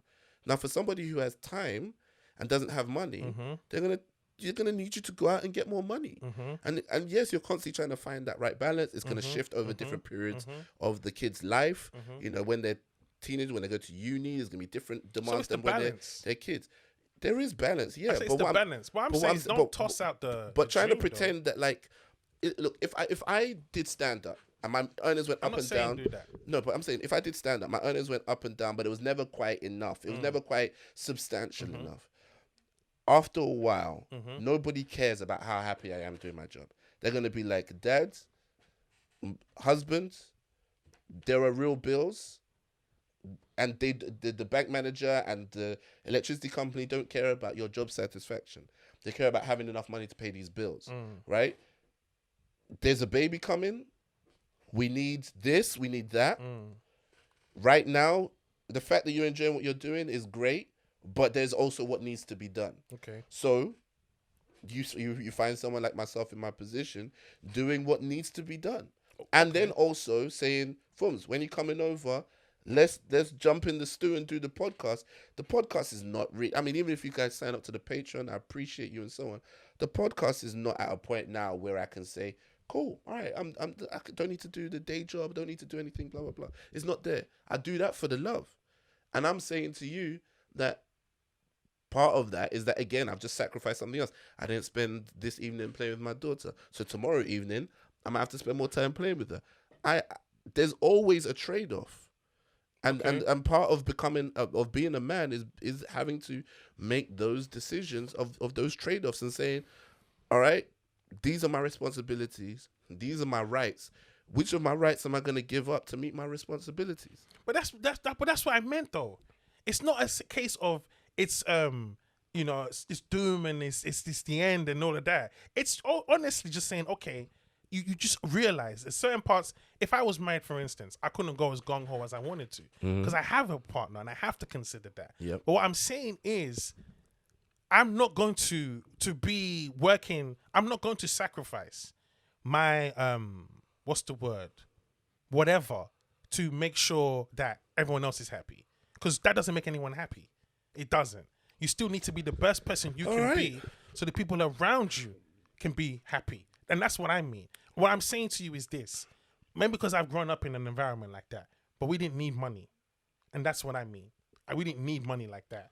We figured it out ourselves. And when the goings got tough, it got tough as hell. But today, when we look back, what we have is more than what money could buy. And we appreciate that. We made it through some dark times, through just the commitment of my parents. They were committed to making it work. I do understand, and I do agree. As a family or a husband or a wife, you should aim to leave something for your children. Absolutely. But what you can give them, in my opinion, way more than money, or leave them way more than money. There is no one in this world I love more than my siblings. There is nothing I won't do for my siblings. If I make 10 million tomorrow, and my sister wanted 9 million, I'd give her 9 million without even asking a question. It's because you don't have a wife right now. Even if I had Your a wife would cut you off. And that's no fine. punts That's for fine. 3 years. That's fine. You gave away 9 That's mil? fine. But one thing I know about me and my siblings is the way we set our lives up is when you marry into our family, you understand our family. So and that situation has happened where one of my siblings had to give a large amount of money, and the wife was like, "You got to do that for your siblings because that's the bond we have." Yeah. And that is accredited to what my mum and dad did. And for me, that is way more important than any inheritance that my mum and dad can give me. I respect it. I believe you. I think maybe, personally, this is just speculation now, but I think maybe you were shielded from some of the tough decisions that your mum and dad may have had to make. I know that parents don't always share with kids everything that's going on. Why would you? You might see, exactly. Part of the hard work and the sacrifice is trying to give your kids a semblance of, in the best way to use the word possible, ignorance, so that they can enjoy it. If they don't have to be hyper aware of all the sacrifices you're making, it's better that way. So I'm saying to you that now that I'm on this side of it, doing it as a dad, I know that there are elements of it that are not going to be sexy, but they need to be done. And I'm not saying that that's the end of life. I'm saying it will age you. Yes, it will age you. But you have to balance it out with things that enliven you. I have to That's jump what on I was saying. I said you need to go and get shit-faced. Yeah, but I mean, I was laughing at that part because, I don't get drugged. Like, that's not But maybe necessary. that's what you need. But I'm saying, like, getting on the pod is one thing that I do to stay in touch with what I'm passionate about. Okay. I mean, in that sense, yes. But what I meant was in terms of, And I am doing other things as well. That mindset of having to provide and that, it can boggle you down. It can really weigh on you. Do you see what I'm saying? Yeah. What I was trying to say was, it's, and I know you're going through it, so it's a different feeling. But if you, like you said, it's part of your journey, then get comfortable in the sense. Put on the podcast. Have the music you play for that moment, so it's not as tedious. Yeah. You see what I'm saying? That's exactly what I do. Well, that's what I mean then. Yeah. Because the way you were delivering was like, it's a struggle being in this place in terms of I want to give up because I'm not happy, or I've sacrificed the thing. But it's the way you were talking. It's like, and when I say this age, he goes, yeah, it has aged me. I'm like, God damn, like where? But that's giving up. That's the real part of it. Aging you just means that, like, look, it's gonna draw on your energy. You're gonna feel less energetic and less vibrant than you used to be. But you're gonna have to then make that up by doing other things. Someone said to me the other day, I thought Ola was way older than you.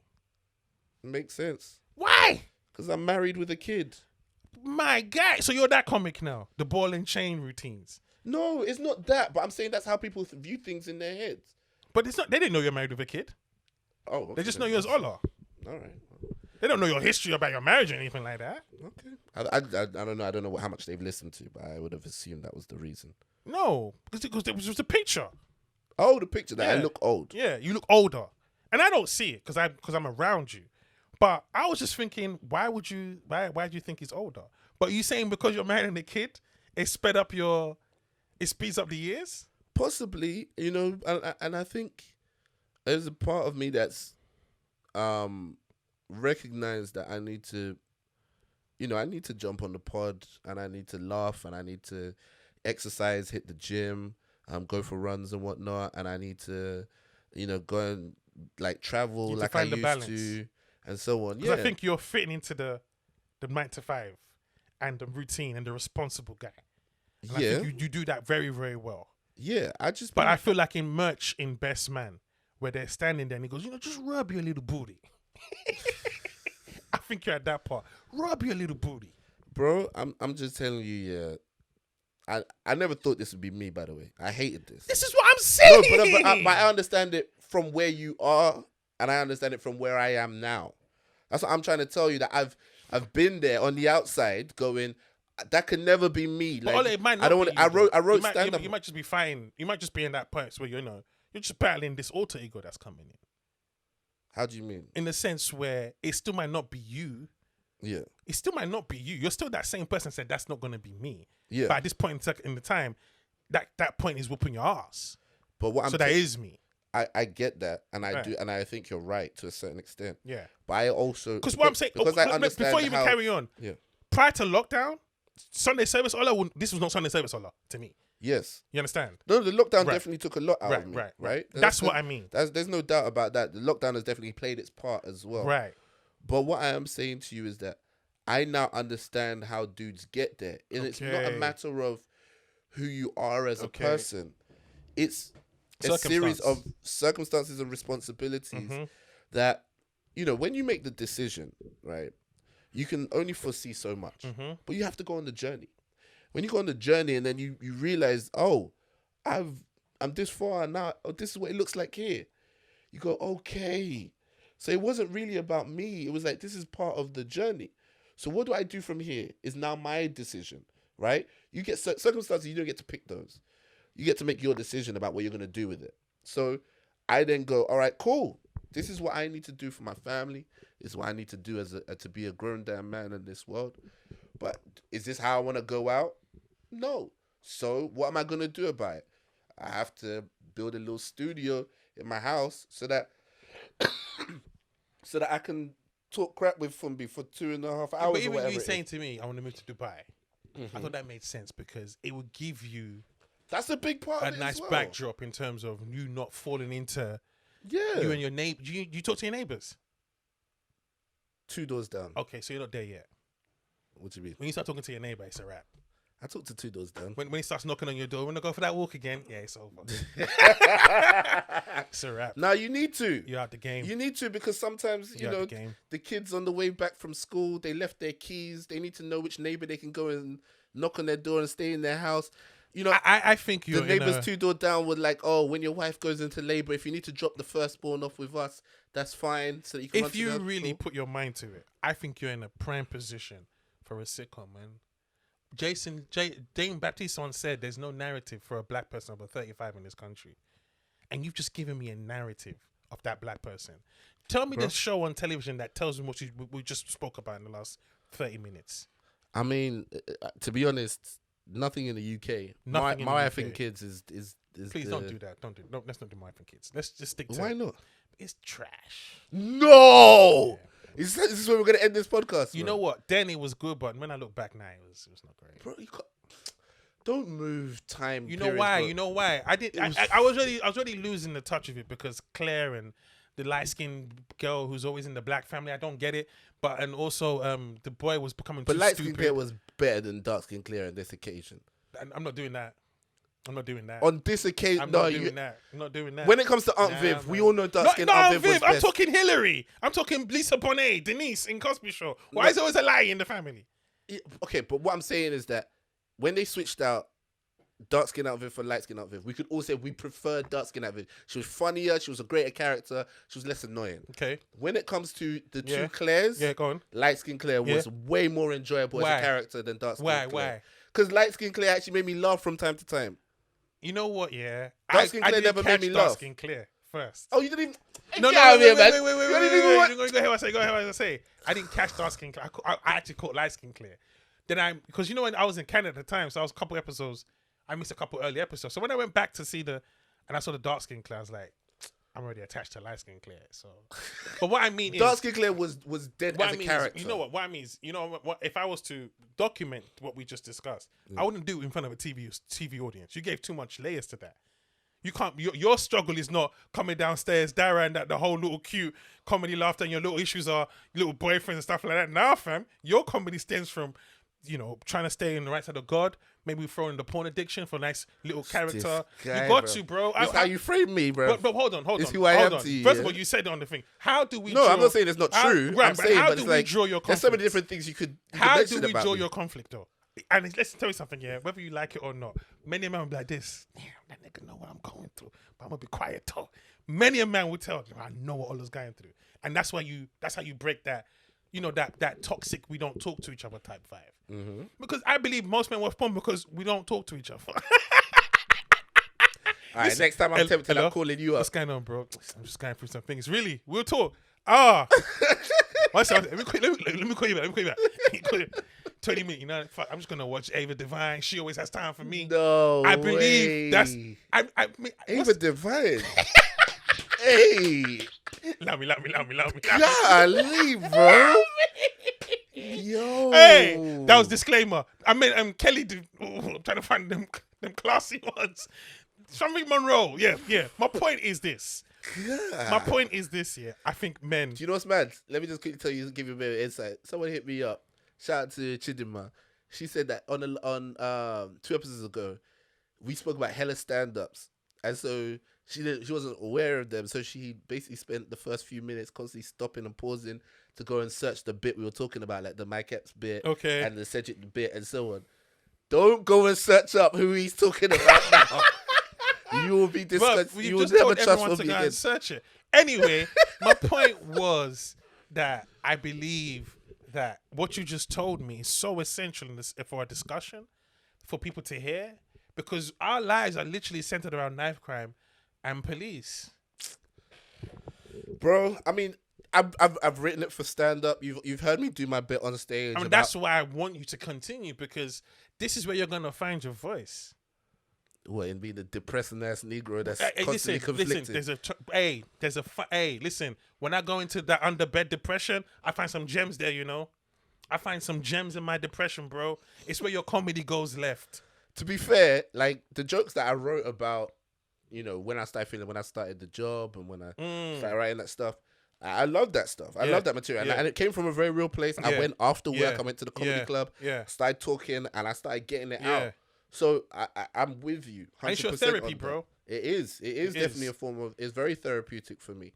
And to be honest, I feel you on that, and that's something that I will continue to do because it does make me feel good. But you're saying it's not a pension plan. I'm saying it's not a pension plan for one, and two. When they come to the lawyer's office, your dad left you this. Open it. I can make you feel good. Is there any money in that? Nah, just a soundtrack. But I'm also all I'm This trying nigga to, felt good. That's the funeral speech. Big up my dad. He died feeling good. all I'm telling you, all I'm trying to tell you is that sometimes your joy and your money don't come from the same place. Sometimes you need to get the money somewhere and get the joy elsewhere. Oh. Yeah. I hear what you're trying to saying. get the joy where the money is sometimes limits the money, right? And then now you need the money, and so you're not getting the joy because of all the other responsibilities Of you have. course. So if you go, do you know what? This is what I need to do to get the money. But to get the joy, I'm going to roll on the floor with my kids. I'm going to go out and do stand-up. I'm going to do the So if pod. you go to I'm going to move to Amsterdam, Dubai. It's for a job opportunity. That's where the money is. But the joy could come from the red light district, for instance. Do you know what? You're right. You're right. But I hate you for saying that. Because you're about to make me agree to that. Go to the red light district. So I like that analogy, though. Your joy and money don't come from the same place. Exactly. That's what you start to realize. It's not that you're going to be joyless, but it's that you're going to do some things that don't have the joy in it, but you do it because that's what needs to be done. You go get the joy elsewhere. That's what I was trying to tell you, that what I started to understand about Tinubu was that what he was saying is that the joy for him now comes in that whatever his kids want, he can provide. Oh, really? What, the stealing was getting too tough on him, huh? you know what I mean, clapping, destroying all those people's lives was really weighing on me. But now I've gone to a place where I see my kids swinging on that swing. I see my baby on the monkey buzz, and I say to myself, self. On that note, we have to wrap up this super long episode. No, I'm saying that's where I began to understand part of what you were saying. Yeah, that's even worse. That you now look at the crook and be like, I feel you play. Bro, be honest. When you watch Narcos, right, and you watch Pablo, right, did you not start to understand some of why he was doing what he was doing? I didn't understand why he was doing what he was doing. But some of it. It's not. I justify what he was doing because it's not. I don't remember. I said you don't get points for being good. I know this, right? But what I'm saying to you is like, I think sometimes when you tell the story from the part of Pablo, yes, and there's always this story that goes around on memes of him like burning a stack of cash to keep his kid warm and stuff like that.